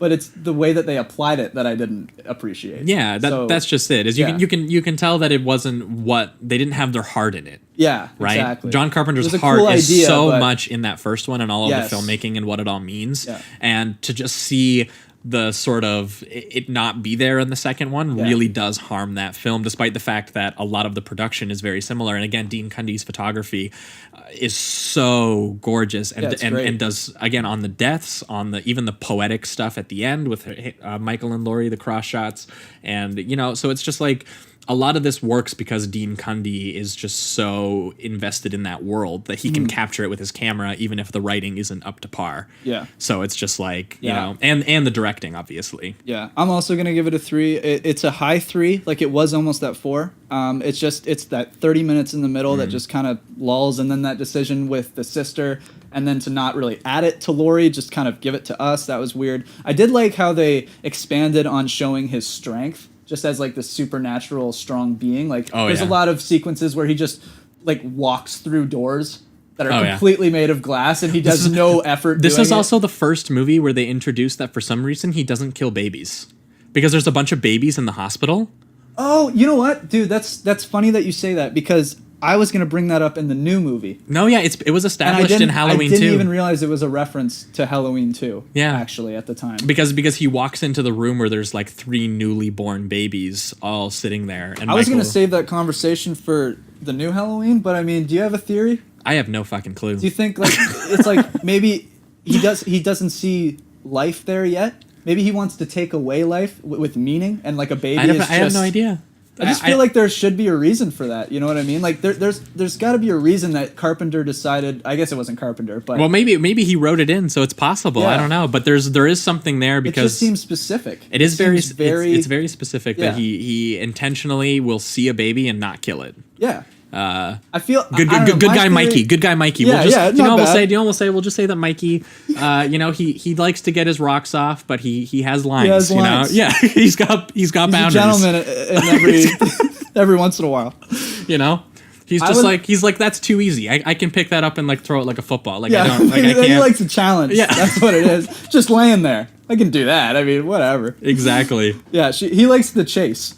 He likes the chase. But speaking of which, we are going to move on from Halloween 2 here. We both gave that one a 3, and we're going to move into the most bizarre Halloween for me outside of Halloween 6, which this one is mixed reviews. Like people either love it or hate it. It seems. Yeah. So. Well, this one is bizarre because it doesn't include Michael. Halloween 6 is bizarre because it includes Michael in a way that doesn't make any sense. It almost really? It's completely inscrutable. Just talk about it for a second because I do want to hear why. They introduce a lore that Michael is like came from like some sort of epic. Which one is this, by the way? Is this Curse of Michael Myers? Yes. Is this the one with Paul Rudd? This is the one with Paul Rudd, where it says starring and introducing Paul Rudd. Excellent. Yeah, and it's a 90s one. Slap at the base. And it's basically a 90s... It's a 90s teen movie, but... all of the stuff with Michael is like this sort of supernatural druid cult, like underground stuff where like people are like, summoning the spirit of Michael, and like they've taken like Michael's baby. I see why you liked it then, and they want to like sacrifice babies to Michael, and like one thing that Michael won't do. Exactly. Wow. And then it's kind of implied that Michael maybe was one of those babies. And then there's this whole... Dude, that sounds really interesting. Yeah, dude, it's like... I don't remember that one at all. I might have not even seen that. Yeah, it's like a baby... It's a Michael Myers baby murder druid cult movie. Holy shit. But like with a bit of like a 90s hacker type thing. Like Paul Rudd is like a young like computer kid. Yeah. And he's like... he's all on the internet and stuff. It should be like an easy 4. So what was the 3? Because I know you 3'd this. Oh, right. Beyond how baffling what I explained to you is, the rest of the movie is kind of really poorly made. Oh, okay. Like a lot of the kills are really boring. A lot of the actual dialogue between characters is really bad. It's just the most inscrutable like design and writing of it is the most entertaining part of it. Okay. And so you were just able to milk that. Kinda. Oh yeah, like you were like, that is good shit right there. I wish they would elaborate a little. Oh yeah, more. and then there's someone else who like is like sexually attracted to Michael Myers in it. They're like, man, he's so like untamed. doing a Charles Manson. He's like unhinged. Like there's this call show that people call into, and they're obsessed. It's the first one where they introduce like people who are like, I really like these ideas, who are like into serial killers and stuff like that. So it's getting meta, which I kind of like. Yeah, as long as they do it well. But I guess, I mean, it doesn't. But it did come out in the mid '90s after all. Like it's a post slasher kind of movie, right? And so it's not great, but I found it really enjoyable and was able enough to 3 it. But that was the most bizarre one besides Halloween 3, which is an anthology entry by Tommy Lee Wallace, who we've mentioned a couple times. Yeah. John Carpenter is both his co-editor and his art director. So he was back in this one, right? Like, do you think that his heart was like, I'm going for this? He was in this because John Carpenter said that this was his vision. He told Tommy that this was his vision. Yeah. He said, please, if you're going to make this movie, make it your own. Do something completely different. Well, I do like that he did do something different, but there are elements where there are definitely callbacks to the style of exactly. Like the way that they show the suits. Exactly. Guys, yeah. That's Michael Myers written all over it. Exactly. They got behind the shoulder footage. You have them breathing. I mean, it's not as heavy as Michael or anything, but you know, they're unresponsive. They just do things. Yeah, because Tommy Lee was familiar with the mood and the style, so it seems like he took a movie. He made his own movie in the Halloween universe. In the Halloween style universe is basically what he did. And they brought in a sort of outside writer who apparently was a sci-fi novelist. Okay. Which I guess leads to kind of the score and the vibe of the whole thing. Cause like, dude, the score. Oh, the score is great. By Carpenter and the difference Alan between Horwath. them, it was like they still have that synth feel. Like they still feel like they said that this was 100% synth. It was the first time they ever did something entirely in synth. Nice. And basically they wanted to do he wanted to do like John Carpenter's Blade Runner, basically, is what he wanted to do. I got that vibe. Yeah, it was it's really very cool because spacey. like the opening credits where they showed the digital pumpkin instead of the 2 pumpkins that we've had in the first 2 Halloween movies. Oh, right. And you get like the hum and the static of the TV and like the digital code and all of this. And then these high synths that are going off. And the vibe was cool too because I love scores, and I noticed right away that they were going for a more sci-fi vibe. Yeah, it's very electronic, like right from the start. Yeah, far less horror in the score. Yeah, well, and what's interesting too is that this also does a kind of like otherworldly, like Celtic cult. yeah, they made the evil people Irish this time around. That's new. Yeah, a bunch of Irish witches are behind this, and the basic story is that these thing to put together. Yeah, it's like these Celtic cultists basically take over a giant corporation. And what I do find interesting is the commentary on commercialism and stuff that's in here. Oh, yeah. Because Tommy Lee was interested in the idea of how the fact that the original Halloween that he worked on was turned into a commercial product. And now they want to make franchises and toys and these things out of it. Yeah. So that's what he's kind of wrestling with this one, is the idea of what does it mean to take a cosmic horror where someone milked like things that they are afraid of in their bones. Mm-hmm. And to put that on the screen and for it to terrify people and then to make an industry out of that. Yeah, as well as the manipulation of children. Oh, yeah. Like, because it just seems like these kids have been hypnotized into, like, by the jingle. Looking at the thing. By the way, if you can find the jingle, put the jingle in where it's like, jingle 8 more days till jams. Halloween. But don't wear a mask while you listen to it. No. It might implode. Yeah, you might turn into a bunch of insects and snakes and want to kill people. And happy Halloween, Halloween, Halloween, happy Halloween, silver shamrock. Happy Halloween, Halloween, Halloween, happy Halloween, silver shamrock. It's almost time, kids. The clock is ticking. Be in front of your TV sets for the Horror-thon. And remember the big giveaway at 9. Don't miss it. And don't forget to wear your masks. The clock is ticking. It's almost time. Happy Halloween, Halloween, Halloween, happy Halloween, silver shamrock. That was a great scene when it gets to the first mask kill. Oh, yeah. And it's just like a rattlesnake comes out of the kid's face. Like it's just, they go. Yeah, but that's what's so interesting is that this is not a slasher. No, not at all. This takes that otherworldly quality. It has elements, I guess, with the suits. but like a little bit of that. It's not. But even then, it's just a really violent exploitation, like Invasion of the Body Snatchers type thing, which is like that sort of horror sci-fi where like these androids are taking over people and there's something kind of off kilter about the way they behave that kind of freaks you out. And it really merges well here with the fact that this is like a corporate thing, that they are creating these androids, and you can tell that's what Edgar Wright pulled from like The World's End and stuff like that. Like these sort of like these really creepy inhuman androids who go around. Did he say this was an influence by any chance? I don't know that he did. He might have. I know he loves his classic horrors. Well, I might have. They might have both cited Invasion of the Body Snatchers, which I know that makes sense. So that they were both kind of running off of that. So that's what this is. This is like Invasion of the Body Snatchers meets Willy Wonka, like inside the Halloween universe. Because that's what it is. The rest is like this very charismatic CEO. Like, come on the tour. It's this very charismatic CEO who owns this corporate company that makes Halloween masks that is a plot to kill all of the children on Halloween night. And some type of like ritual sacrifice or something like that. Yeah. Well, that's what's funny is that the plot is really silly and it doesn't make that my Very over the top. But the mood sells it, which is the weird part of this whole thing. Is that you watch like this the Willy Wonka guy who's like, he's the charismatic CEO of the company, and he's like, come on in kids, come get the tour, come check out the masks. Like he's too close with the children that he's about to brutally murder. Basically. All at mass. Exactly. And the mask designs are awesome. There was a note about the design that the guy who made them had, because Tommy Lee actually made the original Halloween mask for the first film. Oh, okay. He made the mask. I heard that was a mask. William Shatner. Yeah, and then they just spray painted it white or something. It and kind of like roughed it up and little like that. Yeah, well, so Tommy Lee hired a guy to make masks that he wanted to make, and what they said about the mask was that every society and every time has had its masks that suit the mood of the society. From the masked ball to clowns to makeup. He's like, people want to act out a feeling inside themselves, whether it be angry, sad, happy, old.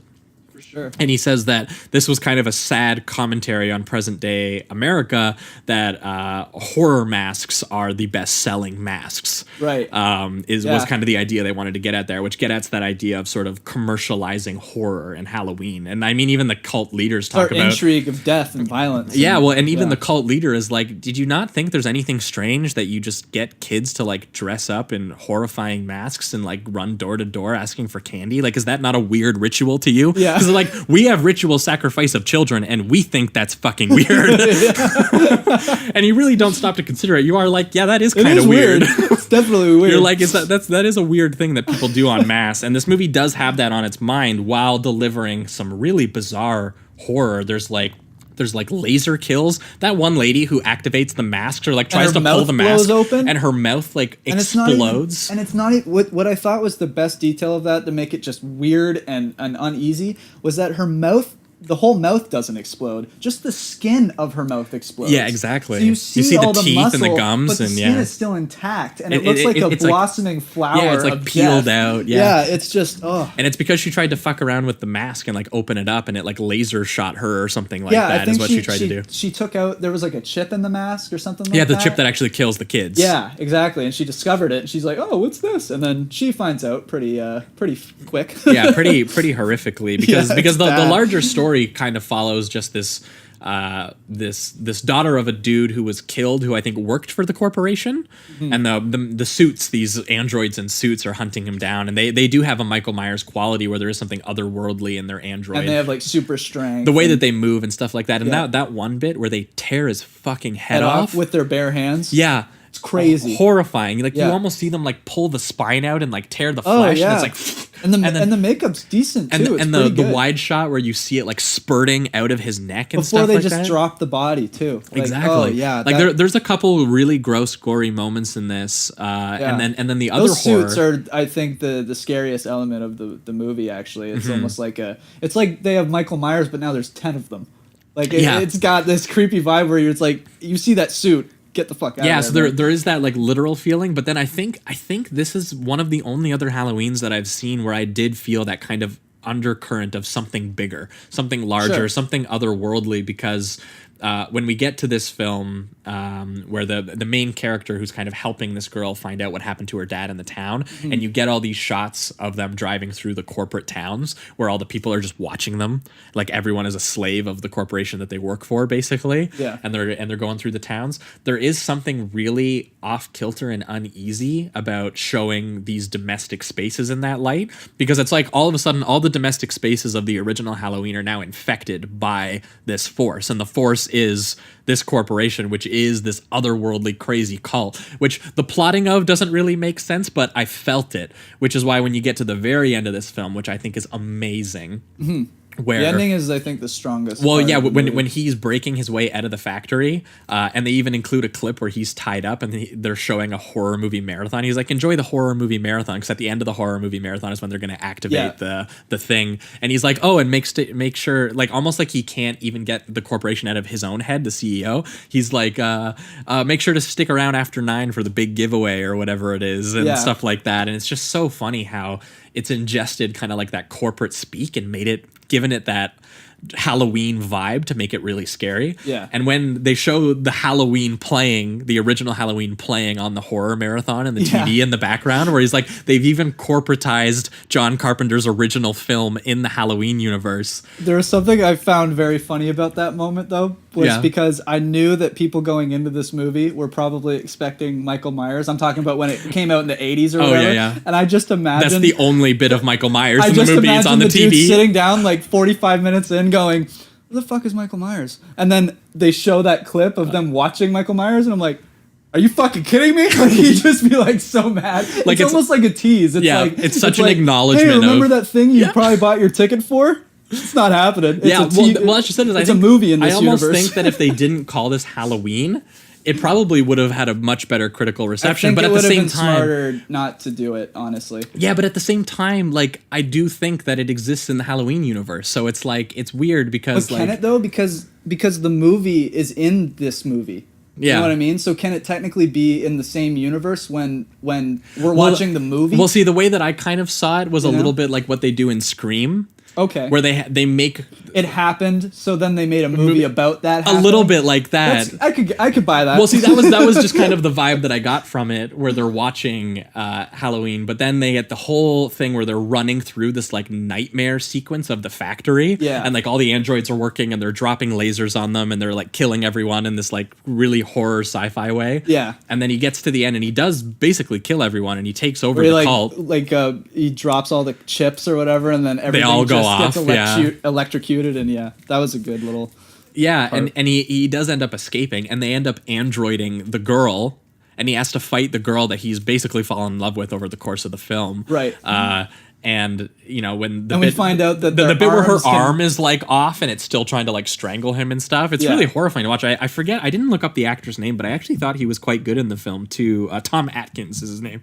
Oh really? I didn't get a big vibe from him, honestly. No, I thought he was just kind of that like he just gave me that standard 80s lead dude with a mustache. Like it was just like he didn't do much for me.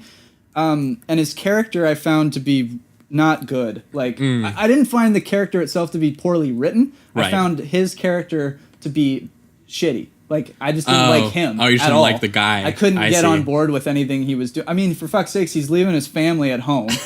And true. While he's doing that, he's banging a girl. Young girl, yeah. He doesn't know the age of until he asks after he's had sex with her.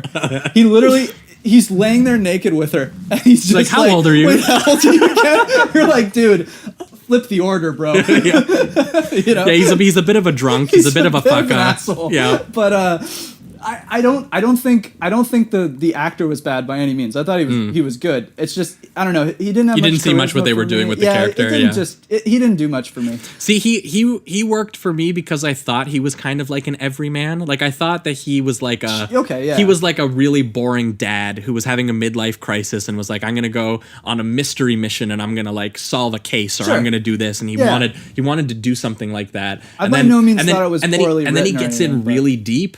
And he's like, oh, I would have rather not known any of this and all of that. And that's what happens is when he gets to the end and he's like, he can save everyone. He knows what's wrong. He knows what's going to happen, but no one will believe him like Dr. Loomis style. And he basically... I feel like this whole thing was just so he could bang that girl. Well, no, I love the ending bit where he comes up to the TV screen and he sees it playing. And he's like, "Stop it!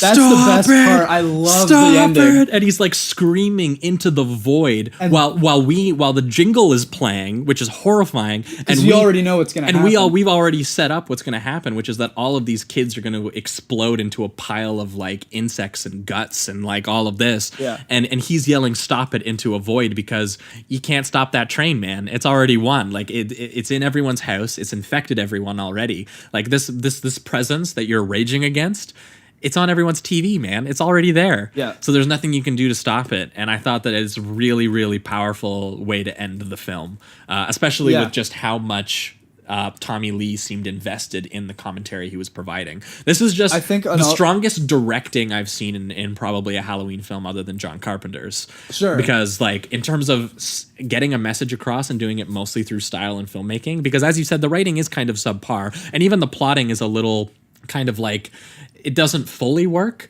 Yeah. But what makes this work is how Tommy Lee makes it feel horrifying while you're watching it. Like to me, I felt this movie more than any that I watched other than maybe Rob Zombie's second film, which is just the most psychological and in tune with character psychology, which works for me too. So this was like my favorite Halloween movie other than the original and Rob Zombie's second one. I also liked it. We'll get into it because I like the David Gordon Green one too, but we'll enter the reductive rating round on this because we're going long. But for the reductive rating round, for me, Halloween 3 is going to get for the 4, basically, for all the reasons that I basically said. I think that Tommy Lee was really in tune with what John Carpenter was doing filmmaking wise, and he applied it to his own unique sort of sci-fi version of Halloween, which is really, really creepy. And the way that he takes both Invasion of the Body Snatchers and uses it in an interesting way, and he takes like the weird corporate horror vibe of Willy Wonka and uses it in his own way.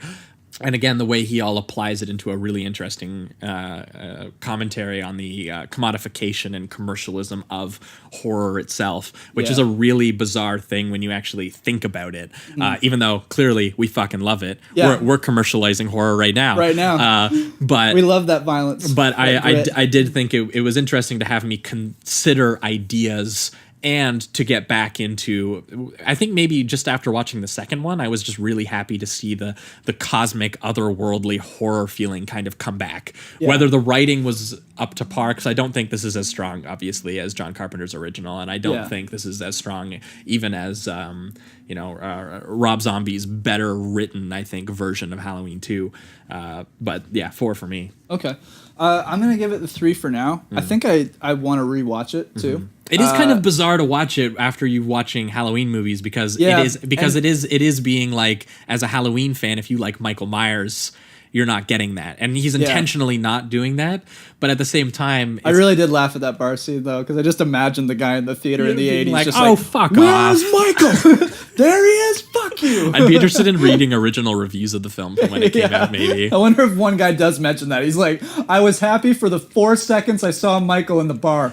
But it's just so interesting because we specifically talk about that. Yeah, he did make Michael iconic, but we didn't necessarily like all of the ones because they have Michael. We like the filmmaking. Yeah. Right? Absolutely.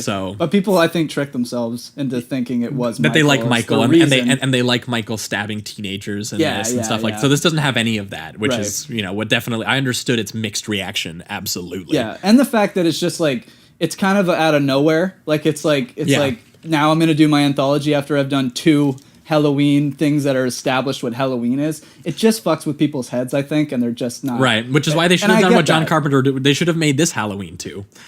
Dude, I was literally gonna say that. I was like, if this was the second one, I think people would have been more forgiving, at least a little. But to just have 2 Michael Myers movies and then do this and still call it Halloween, I think is kind of what people got thrown off by, and I understand that. Most of the time, I'm like, shut up, people. You don't know what you're talking about. This one, I just more understand it. I don't agree with it. I think I was able to watch this as just a film on its own and enjoy it. But I do get people's gripe with it in that sense. Yeah.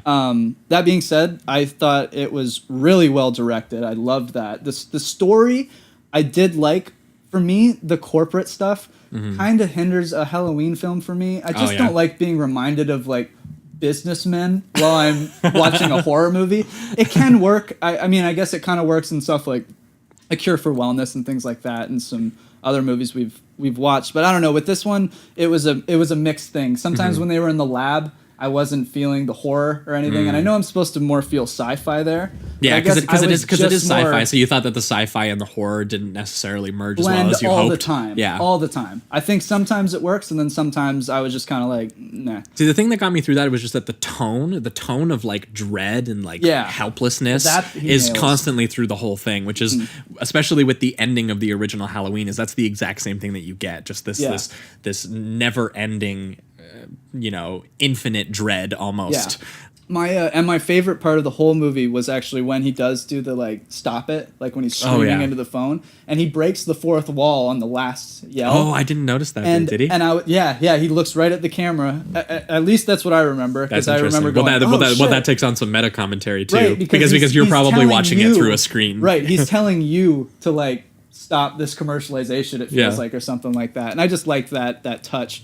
But the lead guy, he was, I don't know, I just felt weird about him because thought he was kind of scummy and because like the lead, he cheats on his wife, he does all these kind of shitty things, and the lead guy himself, I didn't find charismatic. And he's a doctor, right? Him. Like he's the one who finds the dad's body in the hospital. Yeah. And he's like, this is the weirdest thing that's happened in my town. I got to figure it out, kind of deal. Yeah. And so he goes on a hunt with the dude's daughter. Yeah. It just seems a little predatory. Yeah, a little bit. It seems like it's just like the 80s, man. And like, as soon as there's a scene where the girl goes like, well, what's our plan? What do we do? And he right away, without even skipping a beat, just like is like, oh, I guess we'll grab a hotel and stay there so we can talk privately, and then continues the plan. I'm like, bullshit. You know exactly what you're doing, dude. Like, I don't know. He just came off as a scumbag. Well, see, but that happens right after they see the scenes of everyone watching them, right? Like that's why they need to talk privately. And I know that was why, but just the fact that it takes him no time to be like,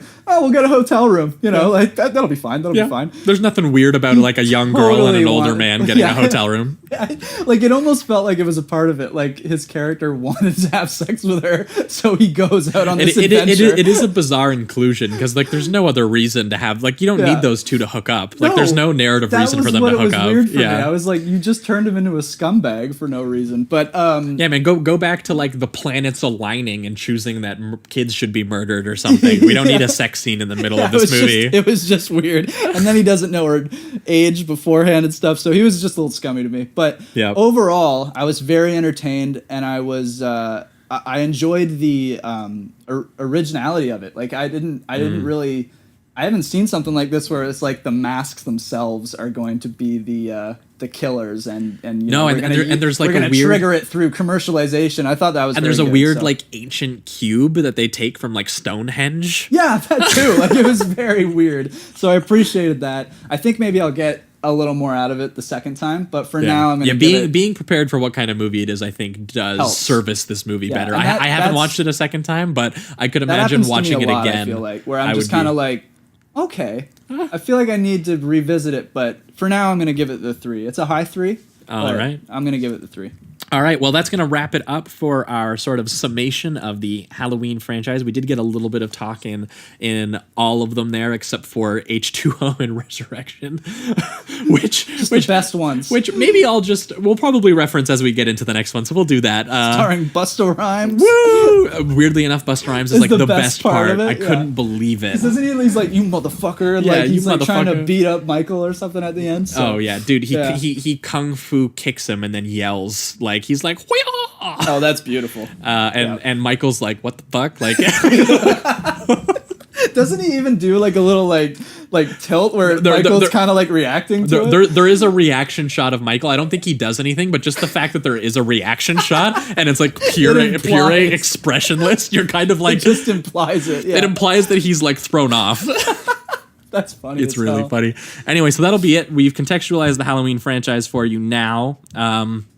We're going to be moving into David Gordon Green's, I guess, a quasi-sequel to the original, basically his remake of Halloween 2, where 40 years later, we have come back and he's retconned the rest of the franchise, so only the original Halloween counts in terms of narrative plotting. Yeah, which is, do you want to, I guess... We'll get into it. We'll get into it. All right, so we'll be right back. Trailer first. We'll be right back talking Halloween 2018. Stick around.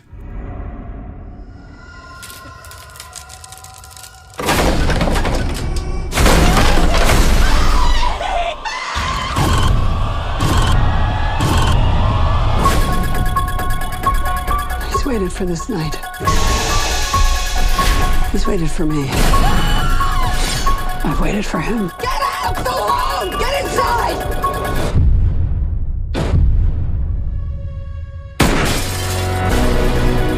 You don't believe in the boogeyman? He's here! Michael!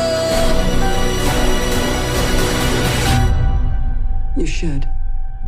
Can you close the closet door?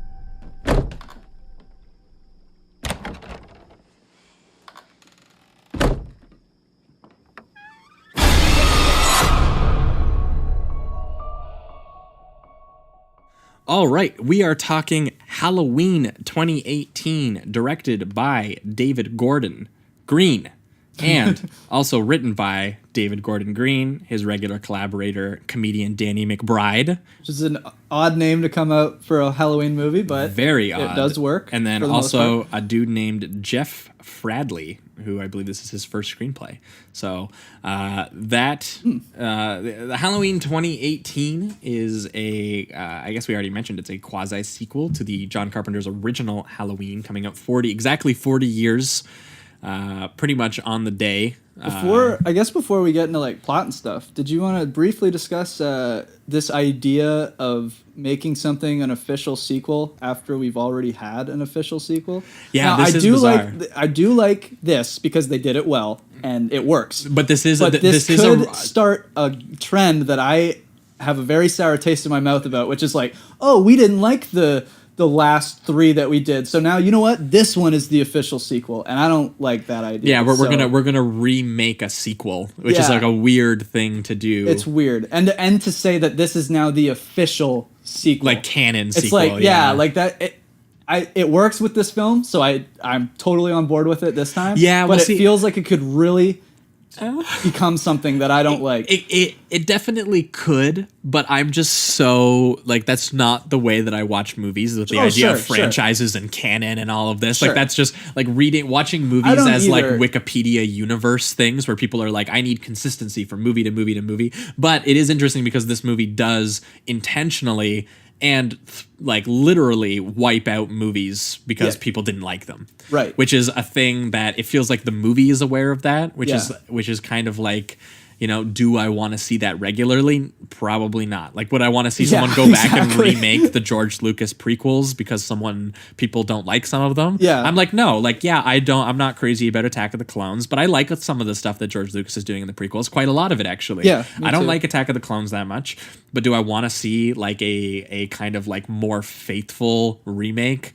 that matches the original? This is the real one. I just don't like that. No, like that just seems, again, it seems like the movie talking in corporate speak of franchise speak. So I wouldn't want to see more of that, and it starts to fuck up lore. Like, you get your diehards. Like, I'm not much of a diehard of really anything, but like the diehards that love to talk about lore and maybe what they mean and the mythology and things like that, kind of fucks it up for them, because it's like, which one are we talking about? Are we talking about this timeline or this timeline? Yeah, see, I've just never watched anything that way, so that part doesn't affect me like at all.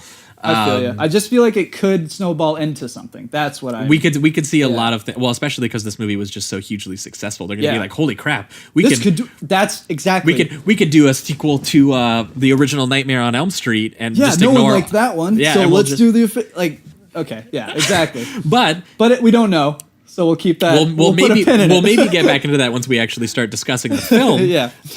Which is basically, it takes a lot from a lot of the different franchise films. It takes a little bit from Halloween 2. I appreciated. It takes a little bit from Halloween 4 with kind of like how the sort of local community has registered the event of what has happened with Michael Myers and Laurie. Yeah. And it takes it's basically it's the same idea as H2O, which is Halloween 20, which is 20 years after the fact, which came out in 98. Right. Which is that. And I guess this one's 40 years. And that one was the bringing back Jamie Lee Curtis. Yeah. So they literally do the same thing, which is 40 years later. We're bringing back Jamie Curtis. Yeah. And we're gonna finish the Michael and Laurie story. Was kind of the idea, which I appreciated because as I already mentioned in Halloween 2, I didn't actually think the Michael and Laurie stuff was that strong, and I kind of wish that it was. So this stuff is a little stronger, but I think people will shit on the Rob Zombie ones, which do the Michael and Laurie stuff quite well and really well. I think they do it really well. I think that's what he decided to focus on. I think where people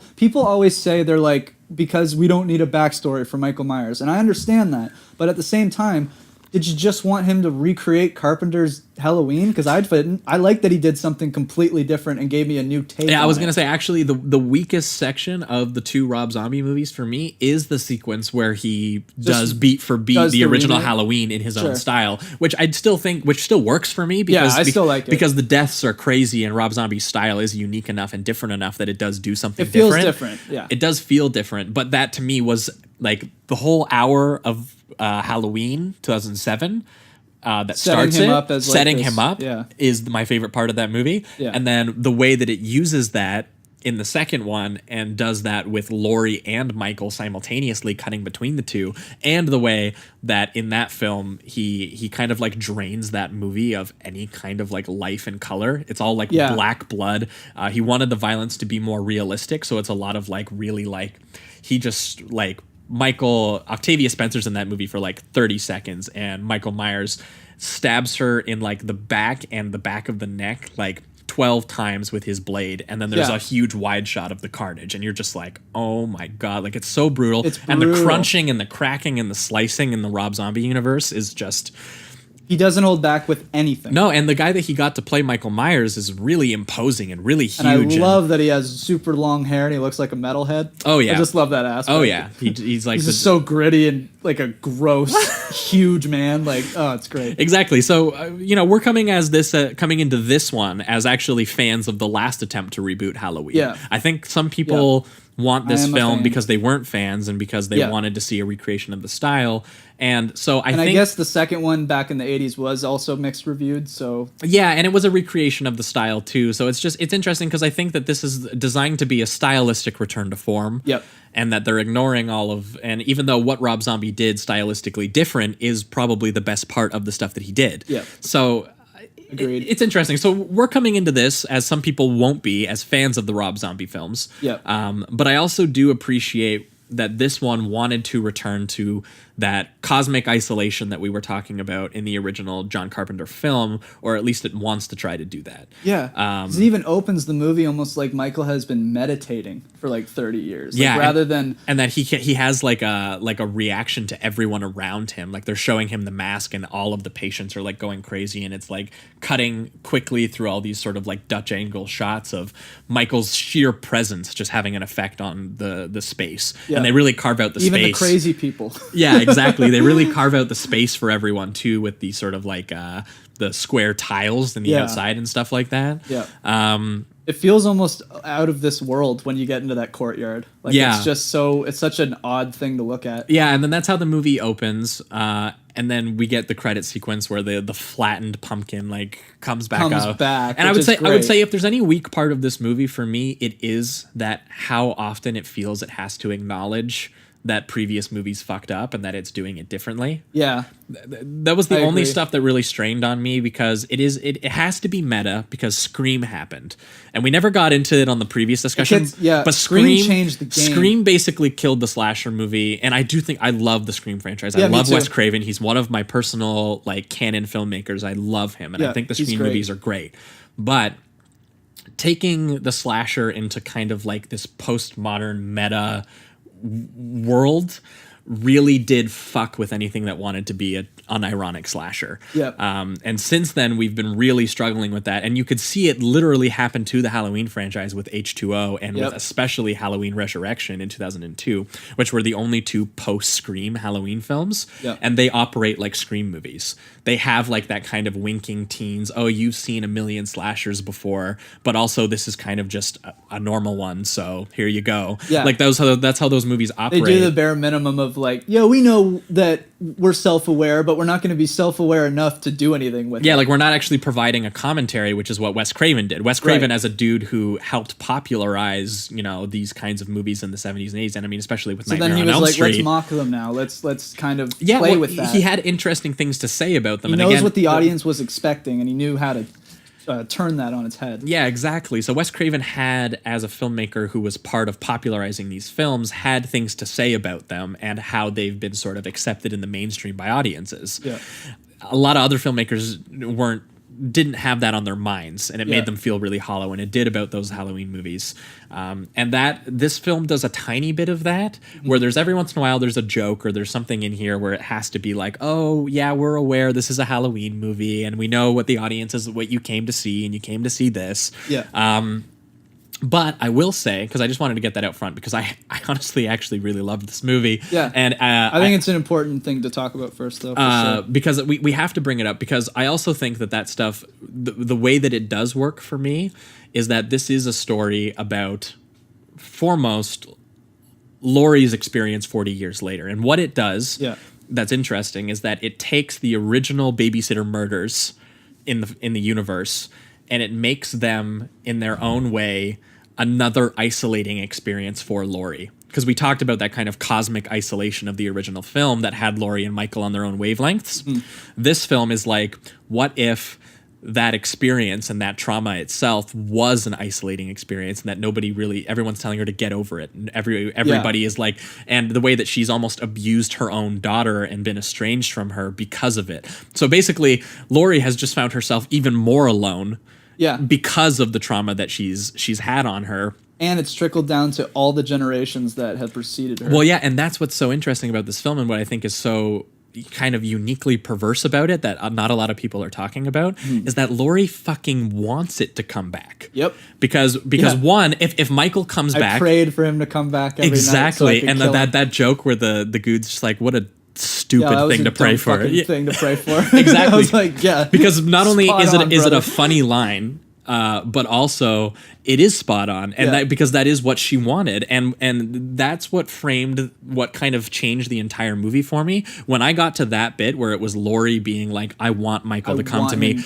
because almost like she would not be, it's almost like she doesn't want to be alone. Like having Michael back would make her less lonely, and if not that, when it's almost like you give her a reason. Like, and then what the end of the film suggests, and we won't talk spoilers yet, but we will after. What the end of the film suggests is that she wants more people to get hurt so that she's not alone, that they're hurt with her. So that they understand why she's gone through all the shit she's gone through. So she's almost either way, she's curing her loneliness by Michael getting out. Yeah. And the way that they really focus on that in this film, and the way that almost interacts with the reference callbacks, because it's almost like Laurie is still living in the 1979 movie and everybody else has moved past it. Everyone's like, yeah, that's way gone. Like, nobody fucking cares about that anymore. Yeah, 40 years ago. So she wants to almost bring everyone back and have them live in that movie with her now. Yeah. And that's what kind of happens so over the course of... they can understand, even though it's a completely selfish thing to think and want. Exactly. Like, and the way that Jamie I'm not insane, and in order to show you, I will put you in the most dangerous situation possible. I will make all of you insane, and I will brutalize a lot of the people you know, so that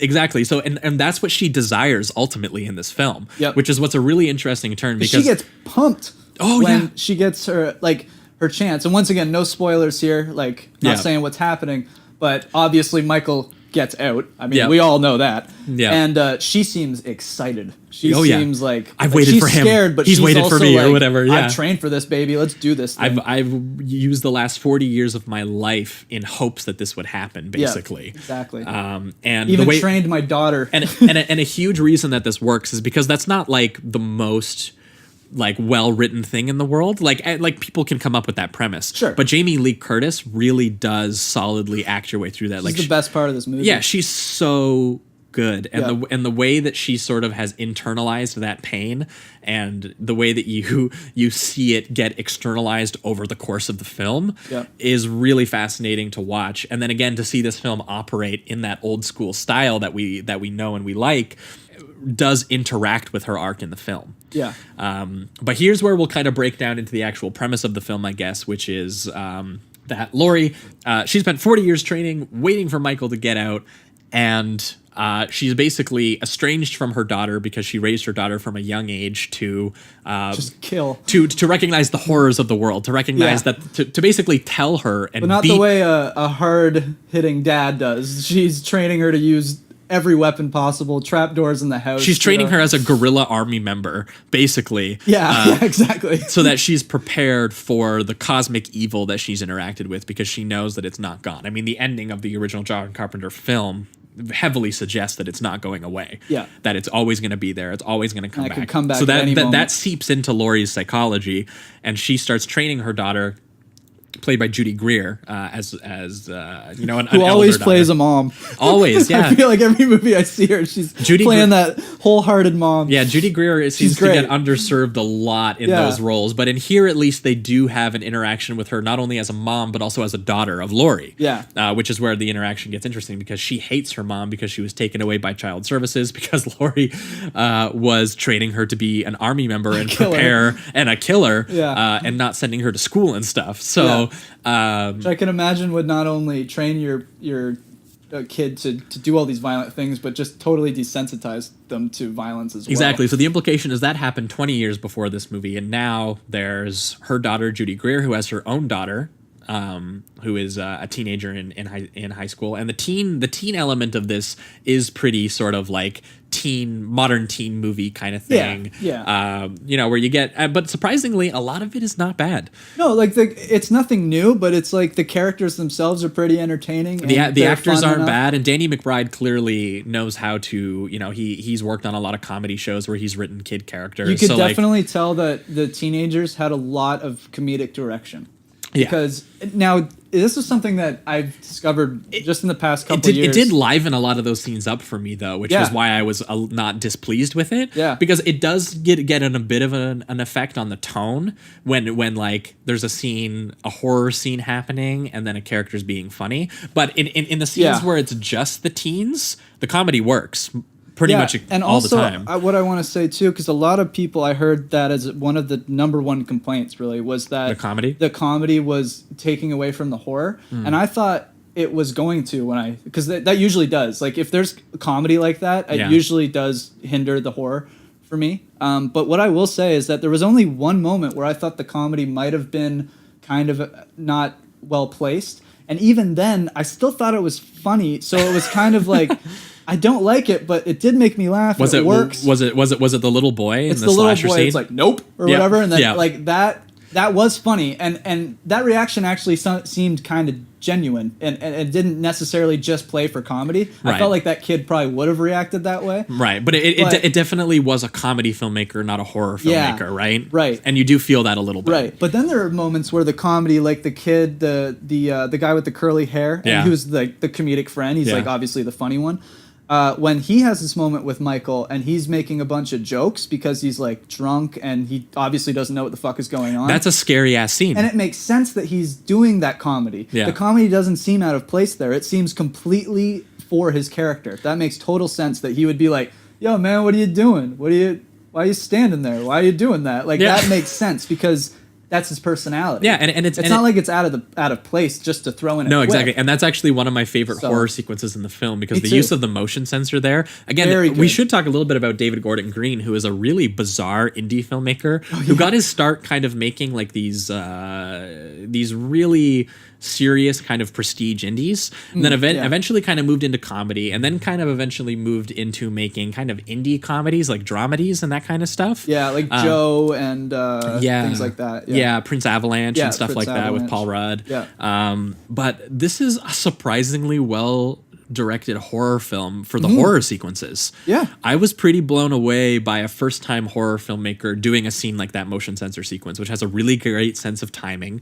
And again, the way that he also steals the widescreen images and the tracking shots, he's mostly stealing them from John Carpenter's, sense of style. Yeah. But a lot of them work because it's a good style. And he expands on it too. Like the one sequence, I'm pretty sure it's just one shot. I mean, there might be some digital stitching, but it's not noticeable. The Halloween 2 tracking shot.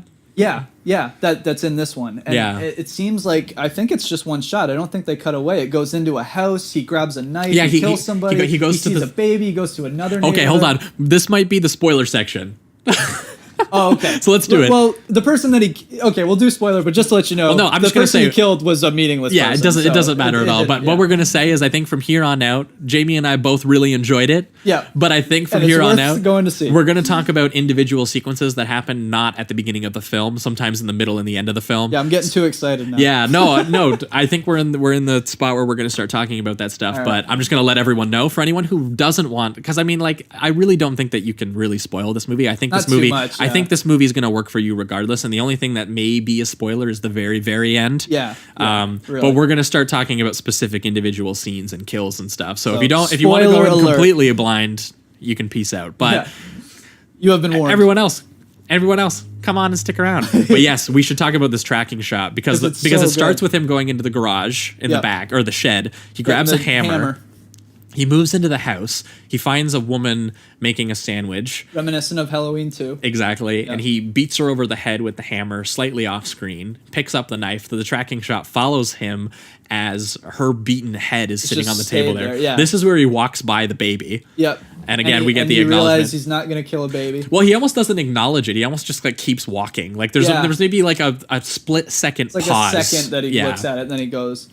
And then we already had our theories on that, so we won't. But the way that it starts outside the house, it goes behind, comes through the back, comes out the front of the house, and then he's walking around the street, and you get all these shots of the kids doing trick or treating, and obviously no one's aware of what's happening because it's Halloween. Again, this gets back to that John Carpenter like unbearable tracking sequence and these widescreen images where you know as an audience member that there's something here, there's something dark, it's cosmic, and the way that it constantly holds him in the frame until suddenly it doesn't that's the best part. That's the new part that they add in this one. So scary. Because this tracking shot loses Michael, I think, twice. Yeah. Where the camera just loses him, and you're like, "Oh my God, where the fuck is he? Is he about to do something? Yeah. Where is he? Yeah. Because the camera goes around his head and it focuses on these two people for like a second, and you're like, "Oh my God, is he gonna kill those people?" And he doesn't. He goes into the house, but you're just like, your brain. Don't know. Yeah. Again, this movie is riffing off of that Carpenter thing where he got you to investigate, be an active participant in the filmmaking where you're watching this. You're not just watching. You almost feel like you want to go, "Look out, Michael! That guy over there. Go to the left." But and then again, some of the staging and the use of lighting and reflections and shadows is really excellent because especially when they go deeper, like into the movie with the reds and things like that. Well, kind of calling back to the 70s lighting and all that. Exactly. And the second time the tracking shot loses him when he's walking along the outside of the house and the camera stays and you see his shadow walking along the side of the one house, and then he comes in the back, stabs the girl right through the neck, and you see it right into the camera. Like it's just it's gory, and this is an appropriately brutal slasher film. Which, to see a mainstream horror film do some of the kills that this one does in a theater, it's pure exploitation. Again, I can't tell you how bored I am a lot of the time of seeing just the never-ending suspense sequences where a little girl comes in and says boo. And like that's the end of that. Like it was so good. And then they find the body just kind of like with a scary face or some shit. Yeah, it's been like demonized or something, or whatever the fuck. To see straight up Michael Myers stomp on a dude's face like a pumpkin, and you see the everything. There's not a moment you they see look the away full from. penetration of it. It even cuts back to it because it's like, oh, you thought you were cut away from it. No, we're going back look to what it. He did. Yeah, look at it, and it's all mushy and like chunky. Yeah, and I was like, it doesn't look like a human head anymore. Like legitimately, and he does it to the chunks. Psychiatrist, who has a really interesting arc in this film where the psychiatrist wants. It's kind of like the full extension of the Dr. Loomis character, where he is full out psychotically obsessed with Michael Myers.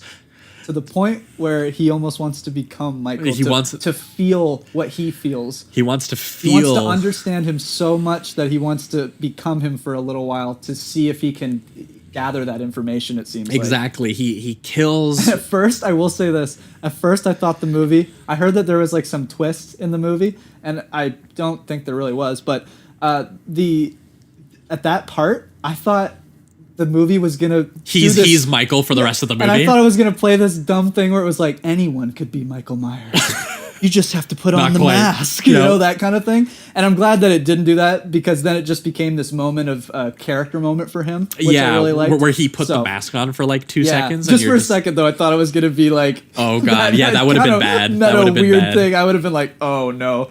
No, but it was good. I thought it was interesting that they had him kill the officer and like be so obsessed with Michael, and then when he was like, Michael, say something, Michael, say something, don't leave me here like in anticipation. I've been in anticipation for 15 years to find out the meaning of all of this. Right, which is a great way for Laurie's granddaughter. I can't remember her name, but she uses his obsession to get out of the car initially. Yes, because he's like, he did talk to me. He did say something to me. Is her name. Yeah, she's like, he did say something to me, and you want to know what he said, right? Like that kind of thing. Yeah. And I mean, you could argue that who would believe her? Like, obviously, exactly. It's a little corny, but I feel like that guy's character is so obsessed that he would kind of just mask that. Yeah, like his mind wasn't working right at that point. He's in the like, story. You know what? Okay, I just need an answer. He literally just killed like a deputy. Well, yeah. So his mind is not.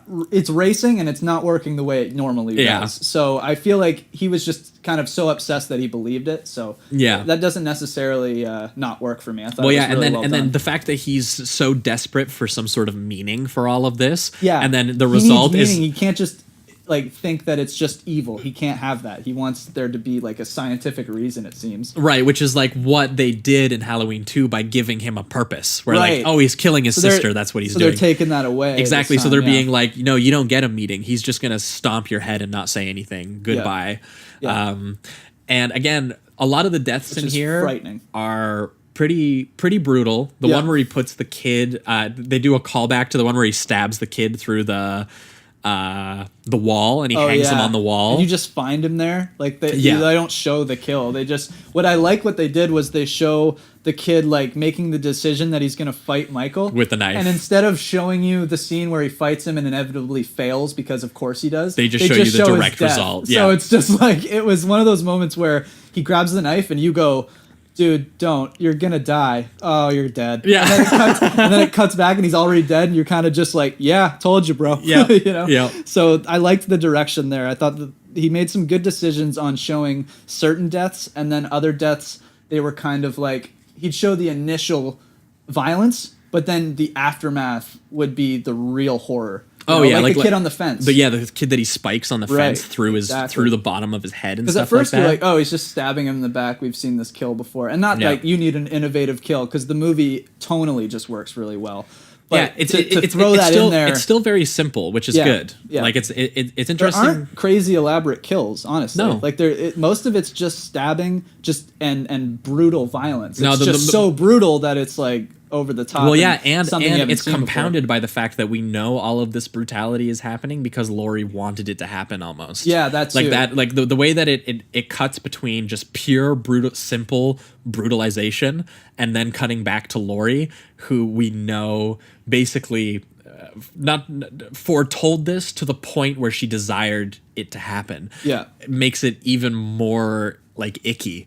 It makes it even more like, oh, all of this suffering is happening for this reason, basically. So that she can have closure, basically. Yeah, and to not be isolated anymore. Because that's the big thing, is this very early on spends a lot of time setting up that Laurie is isolated from her family. Yeah. The only person that really empathizes with her is the granddaughter, who never really saw all of this happen. She just knows that something's wrong. So she's trying to understand both sides, because she still seems to be like loving to her mother and stuff. It's not one of those things where she's like, fuck you, mom, or anything. But he's like, why do we need to keep this old lady in isolation? Like, she seems sad. We shouldn't, like, no one should really live like this. It's still our grandma. Yeah, exactly. Like, so. Yeah, and it sets up this dynamic between the three kids and all of the people that they know, because it's a lot of the girls' friends, the younger friends, who end up mostly biting the bullet in the film eventually. As it usually happens. Yeah. It's always the people by the wayside. Yep. And yeah, there's kind of just a series of Michael. I guess we didn't talk about the journalists in this. Oh yeah, they're briefly. They kind of like have that. They kind of have a meta thing where it's like they're obsessed with Michael Myers and. Well, again, they also want to find meaning, right? They're like, Michael's being transferred. No one's ever going to talk to him. He hasn't said anything yet. We need some kind of closure on this situation. Mm-hmm. Like everyone seems desperate for. A kind of closure that the John Carpenter original film intentionally didn't give. Yeah. And what's kind of interesting about this film is that I will say, because we're in the spoiler section, this film does provide closure, but it provides a really, really kind of almost like a regretful kind of closure. Yeah. Which we haven't talked about it yet, but we should talk a little bit about the score. John Carpenter's new score for this, which I think is really good. I mean, John Carpenter basically took the original score and put distorted amps in everything and made it seem like everything has piled up until this point. So it's like all the things that you were used to, that nice dun dun dun dun, now it's dun dun dun dun dun dun dun dun dun, like it's like really in your face and powerful. Yeah, and there's a brief new score that he writes for this where it has the electric guitar. The big electric guitar when people are running and stuff like that. But the guitar's making a comeback in scores, by the way. Here we go. Loving it. Here we go. Yeah, Mandy, baby. Yeah, we're getting some electric guitars back. Loving it in scores. 80s had it all over the place, and now they're finally doing it again. But there's a lot of really interesting developments he makes on his score here, and one of the most interesting, talking about it when we get to the ending here, because the ending is kind of like a really kind of bizarre sequence where Laurie who has outfitted her house guerrilla style to kind of deal with Michael, to trap Michael. She wanted Michael to come for her so that she could fight him and overcome him. So she's got like cameras, she's got crazy lights everywhere, she's got automatic door closers so that she can look every room so she can check the room out and be like, he's not in here, bam, lock it. All that kinds of stuff. And it's this very elongated suspense sequence where her daughter Judy Greer is hiding in the basement, that she's outfitted with food and weapons, and I love the bit that the weapon has her childhood name like scratched into it and stuff like that. And obviously all of the family can't believe that this is happening again. They're like, oh my God, I never believed that we could see this again, which again comes in with the style because we're seeing a style that's so old. And it's almost like we never thought we'd see this again kind of deal. No one seemed prepared for it. But this really abstract sequence almost of her running through the different houses, and there's like the rooms and the mannequins and trying to hunt Michael down. And there's this very regretful almost rendition of the song. And I was listening to it and I couldn't figure out like why.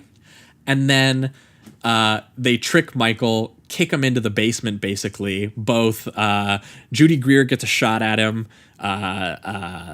Laurie gets a shot. Jamie Lee Curtis gets a shot at him, and then the granddaughter even gets a slice at him. And they put him down. They lock him in and they light it on fire, like the end of Halloween 2 style. Yep. And then Michael's standing there in the burning. All three girls are kind of like looking at him, and then it made sense because there's this really regretful look of almost, and it's almost a sad composition of the score while the entire house is burning. The little dollhouse version of her original house is burning, and it's like there is closure here. Like Laurie's got it. She's burning Michael. She had to burn everything to a crisp in order to get there. And kill all of her daughter's friends, kill her daughter's husband. Yeah. Like and basically traumatize her 2 children. Yeah. Like basically that's what she does. And the movie, I kind of said in my review when I saw it at TIFF that it carries with it the suggestion that like a shared pain is like the tightest bond. And that there's these 3 generational women all holding on to each other, covered in blood, and the youngest one is holding the knife that she stabbed Michael with, the same way that young Michael did, the same way that in Halloween 4 the young Michael's niece did. And you're kind of like, there's no implication that she's gonna like become Michael, like how those happened, but it's just like this violence was wrought on. There was a dream of death that Laurie had, and weirdly enough, she's not alone. She has got closure. She's no longer isolated. Yeah. But it's just now they're going to have to deal with all the consequences and the loss that they've had to do in order to get this closure. Exactly. And they've lost everyone. The only people they have now is each other. It's a pretty gross sentiment, honestly, that a kind of emotional closure for someone who's traumatized is to traumatize more people. Everyone should be traumatized. Yeah. If you're on my equal playing field. Yeah, it's terrifying. It's but like I'm not traumatized anymore. It's like it's almost like taking the trauma and making it into something cosmic. Now, I wish the filmmaking maybe highlighted that more. I agree. Because it's mostly in the writing that you get that, and I think the film does it serviceable. There are moments like and I wish they had more of this. I don't know why they don't. There's one sequence where it shows an entire from his feet up to his head, Michael Myers, like his whole body, and it looks more like a silhouette. And there's this big like. When it shows him, and it's heavy in bass, and it just gave me that feeling. Really, it gave me that huge, feeling of something cosmic, something out of this world. Yeah, just a big, massive, violent entity, and I wish it had more of that, more feels. Less just hone in on the narrative and just more like just give me that vibe. Well that's the issue, is that a lot of franchise stuff nowadays, it needs to have a tight narrative that people are like, oh, this makes sense in the franchise, and I like the story. Plotting is so fucking important to people. Plotting is really important to people. It drives me insane. And I do think that this movie suffers a little bit from just dedicating itself so much to the plot. I did like how simple it still is, and how much it does get the character stuff right, and how the filmmaking is mostly capturing both the brutality, and it does well with the doing a lot of the in terms of mimicking the Carpenter style with how Michael feels in the frame and how he kills people. It does a good job of it. It's just you do wish for a tiny bit more. Like for me, I honestly wanted a little bit of that psychological Rob Zombie thing. I wanted that, the big ending of that film where Laurie is being haunted by both Michael's mom and a young Michael in like this cabin, and Dr. Loomis is being like, Laurie, there's nothing grabbing you. Like Laurie's like freaking out. And the way that it transfers the pain and all of the carnage and the violence transfers to Laurie, and the police shoot Laurie, and then there's this huge wide shot in that film at the end where Laurie is incarcerated in the mental facility. Oh, okay. And it's this huge white room, and it's this very slow zoom in on the room, almost like Kubrick style. And it's the only shot in the movie that looks like that, other than the bit of the wide shot of where he killed Octavia Spencer Michael. Right. And it's like a mimicking shot of that. I actually posted it on Twitter. But like the fact that there's something, that there's just a little bit more of a psychological filmmaking happening, and to the abstract nature of Rob Zombie's version of what he's telling, I wish there was more of that in this. Yep. But I agree. As for a film that doesn't have that, this is probably the best I could have hoped for. Because as far as it feels like a 70s horror movie. Yeah, as far as franchise except plotting, for maybe some of the comedy, but as far as franchise plotting goes, though, and comedy and horror films and all of this, we could do so much worse. Oh my God, yes. This isn't. This did feel like a breath of fresh air in a way. This isn't like the Even Hobbit. Though it is an homage to older it's not films. like the Hobbit. What it does with the Lord of the Rings, Thank God, it's not the Hobbit. Where it's like those kinds of callbacks and stuff like that. And I do think that it does have something uniquely perverse about how those callbacks do relate to Laurie's own desire to bring the 70s movie back. Because she's like, fuck all of you who live in these modern movies that I don't live in. Yeah. You're going to come and live in this one with me. And there's just isolation and emptiness and brutalization, and it's total carnage. Again, while I do admit that I think some of the franchise plotting in this can get a little wonky, just in the way that all franchise plotting is. And I could have wished it maybe hammered home some of the psychological stuff between Laurie and the family trauma a little bit harder. Yeah, there's also a few things, and the only really one I can think of is where it kind of tells you what's going to happen. I mean, if you think about it for even a second, like for instance, when you see the podcasters with the mask, you're like, well, clearly they're going to die in 10 minutes from now, and he's going to get the mask, and that's how he's going to get the mask, and that's exactly what happens. Yeah. But I guess just because of the way it's stylized and the way that it's directed, it still feels very true to Halloween, so you don't really mind that, because there are things you've seen before that you know they're coming. Well, it doesn't really bother you. David Gordon Green does also expertly use the background foreground stuff a lot of the time too. Yes. Like that bit when they're at the gas station and you see Michael in the mental patient outfit like walk in the background. Yeah. And then there's the bit where she walks in and she's like, "Where's the loo?" And he's like, "What? Where's the washroom?" And in the background you can see Michael with the hammer beating the mechanic. I don't know. I pointed to you while we were watching it in the theater, but you can see Michael in the back hammering a dude in the background. Oh, that's amazing, because I didn't notice that. Yeah, and I'm usually like the guy that fucking watches the background more than the foreground in every movie. So like there's lots of great stuff like that in this that recalls that kind of style. And so it makes even the inclusion of some characters that you're kind of like not in love with worth it, because the filmmaking actually is serviceable enough for it. So again, for me, maybe we'll enter the reductive rating round because we're going super long on this episode. Yeah, you're welcome for this like 2-hour episode, ladies and gentlemen. For me, we just couldn't stop talking about it. For me, it's a tiny bit of a lower 4, but it's a 4. Yeah, it's a solid 4 for me because I do think that this was the strongest of the sequels, other than, for me, honestly, Rob Zombie's Halloween 2 and Season of the Witch. The next closest would be Halloween 2 that we talked about, and I gave that a 3. So this is kind of like the lowest 4 that I give for Halloween, and if it was a 3, it would be the highest 3 that I give, basically. So it's kind of like that, and that was where I went on it, just because while I do think that pretty much every horror movie nowadays suffers from the sort of, again, this sort of franchise filmmaking that we see all of the time now, and also from this sort of like post, we're now in like a post meta slasher now. So like it's getting a little too self-aware. But I can't tell you how awesome it was to see a slasher that was this simple, this brutal, was not embarrassing itself, mimicking a style. Because again, like you would think that, because this style wouldn't work in every filmmaker's hands. Hell no. No, I could get annoyed. This could have been so boring. I could get really upset actually about a movie that used the style and didn't have any justification for it. Yeah. But to see it done, especially nowadays, as well as I could hope, and to see it done in service of a story that I do think is doing something different from most of the other Halloween movies that we've seen, and that really does focus on even when they're not on screen, Laurie and Michael, like it cuts between Laurie and Michael. Those are the main things. Best parts. Yeah. And if I had any wish, I would have maybe hoped for a little bit more Michael stuff, because I do think that the image, because you were talking about that image of Michael where he's silhouetted and he feels amazing. The only other time I really felt that is when he's burning.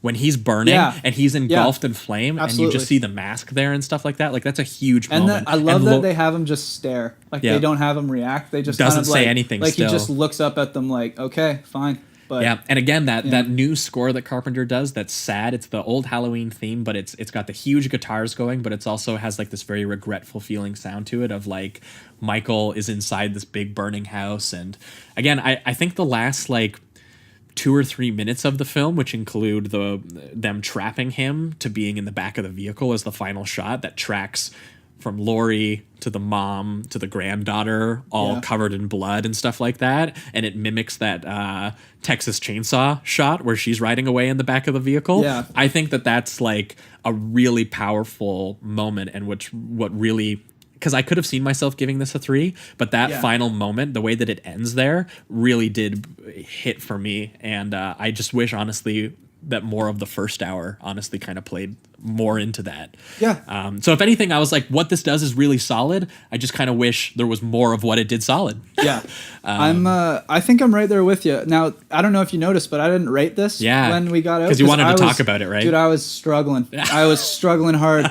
I was between the 3 and the 4 for 2 days. I still almost feel like I'm still there, honestly. Yeah. But I do want to get a rating out. And after the conversation, I think it's what you said when we were about to go into the movie theater, which was basically, it does do things wrong, but what it does right it's better. Like, what it does right, it outweighs the things that it does. It overpowers every scene for me. So, for every bit where I'm like, I wish you would have timed that joke better, or maybe not done that joke at all. Yeah. For every one of those, I was impressed by almost everything single else. Kill and so many long sequences, and basically everything that happens with Jamie Lee Curtis I liked. So it's like that's like 85% of the movie to 90% of the movie. So it's like after it gets past the initial setup of just your typical shit that you were like, okay, I mean, we all knew that this was basically happening. From the tracking sequence, like when Michael is first in the town. I was in it from the tracking sequence onward. This is a really great movie. Yeah, and anytime that Laurie's on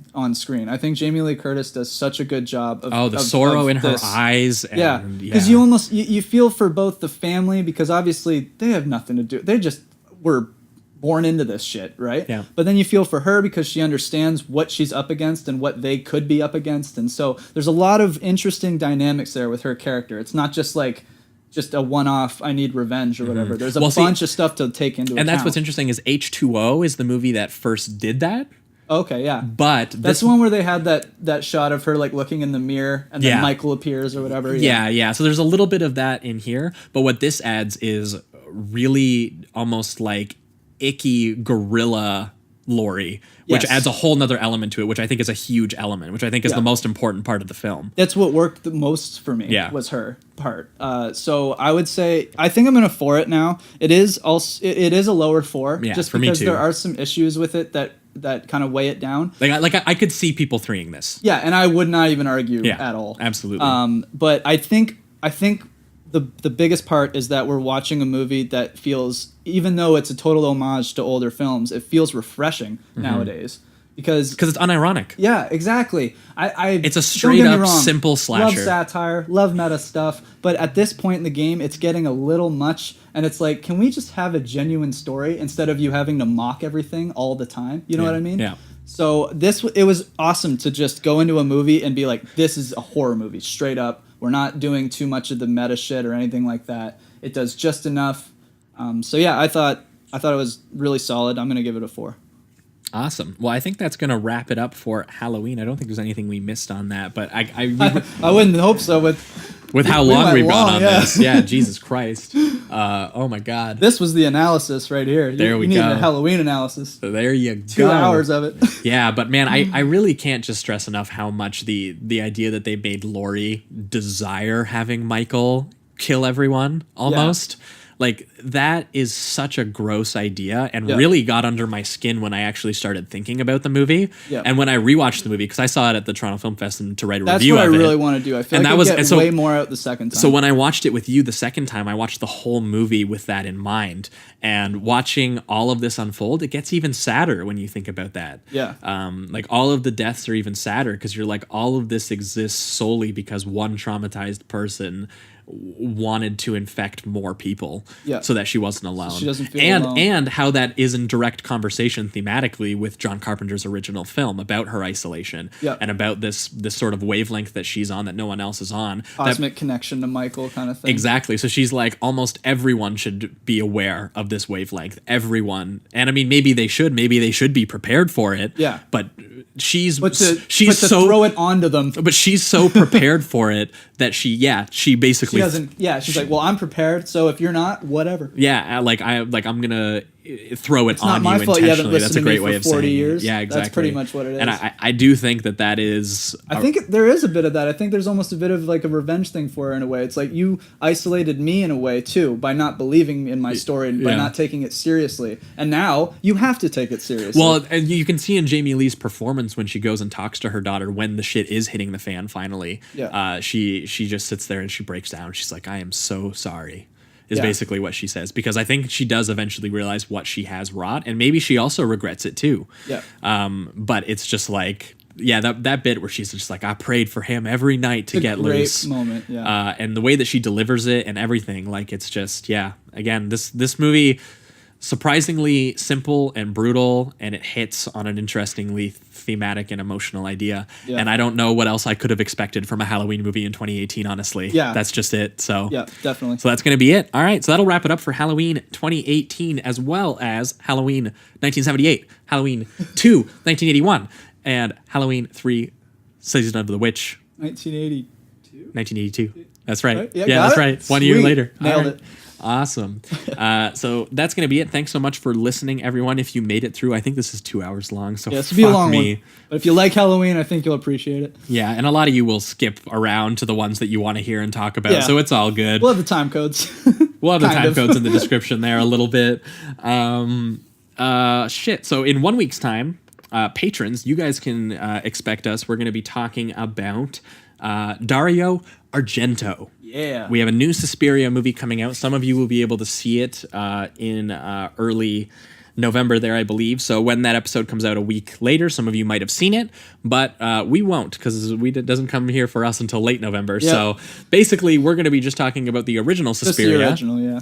To get everyone in the zone for a new Suspiria, and then we're going to be talking about its quasi-thematic sequel, Inferno, both by Dario Argento. So that's 1977 and 1980, I believe. So that's what we're going to be talking about in 1 week's time for patrons. Again, you can find that on patreon.com/Sleazoids podcast. But for free listeners, for all listeners on SoundCloud, iTunes, wherever, Stitcher, we'll be back in 2 weeks' time, and we're going to be having a guest on, and we're going to be talking 1934, The Black Cat. Nice. And we're going to be talking Widow Blue, which, from what I understand, is a horror porn film from the 1970s. This is what the guest has chosen, and I said, okay. Getting down and dirty next week, folks. We're going super sleazy. We're talking a full-out porn film, horror film. So that's what we're going to be talking about in 2 weeks' time. And yeah, that'll basically wrap it up. Thanks so much for listening. Keep it sleazy. Keep it sleazy.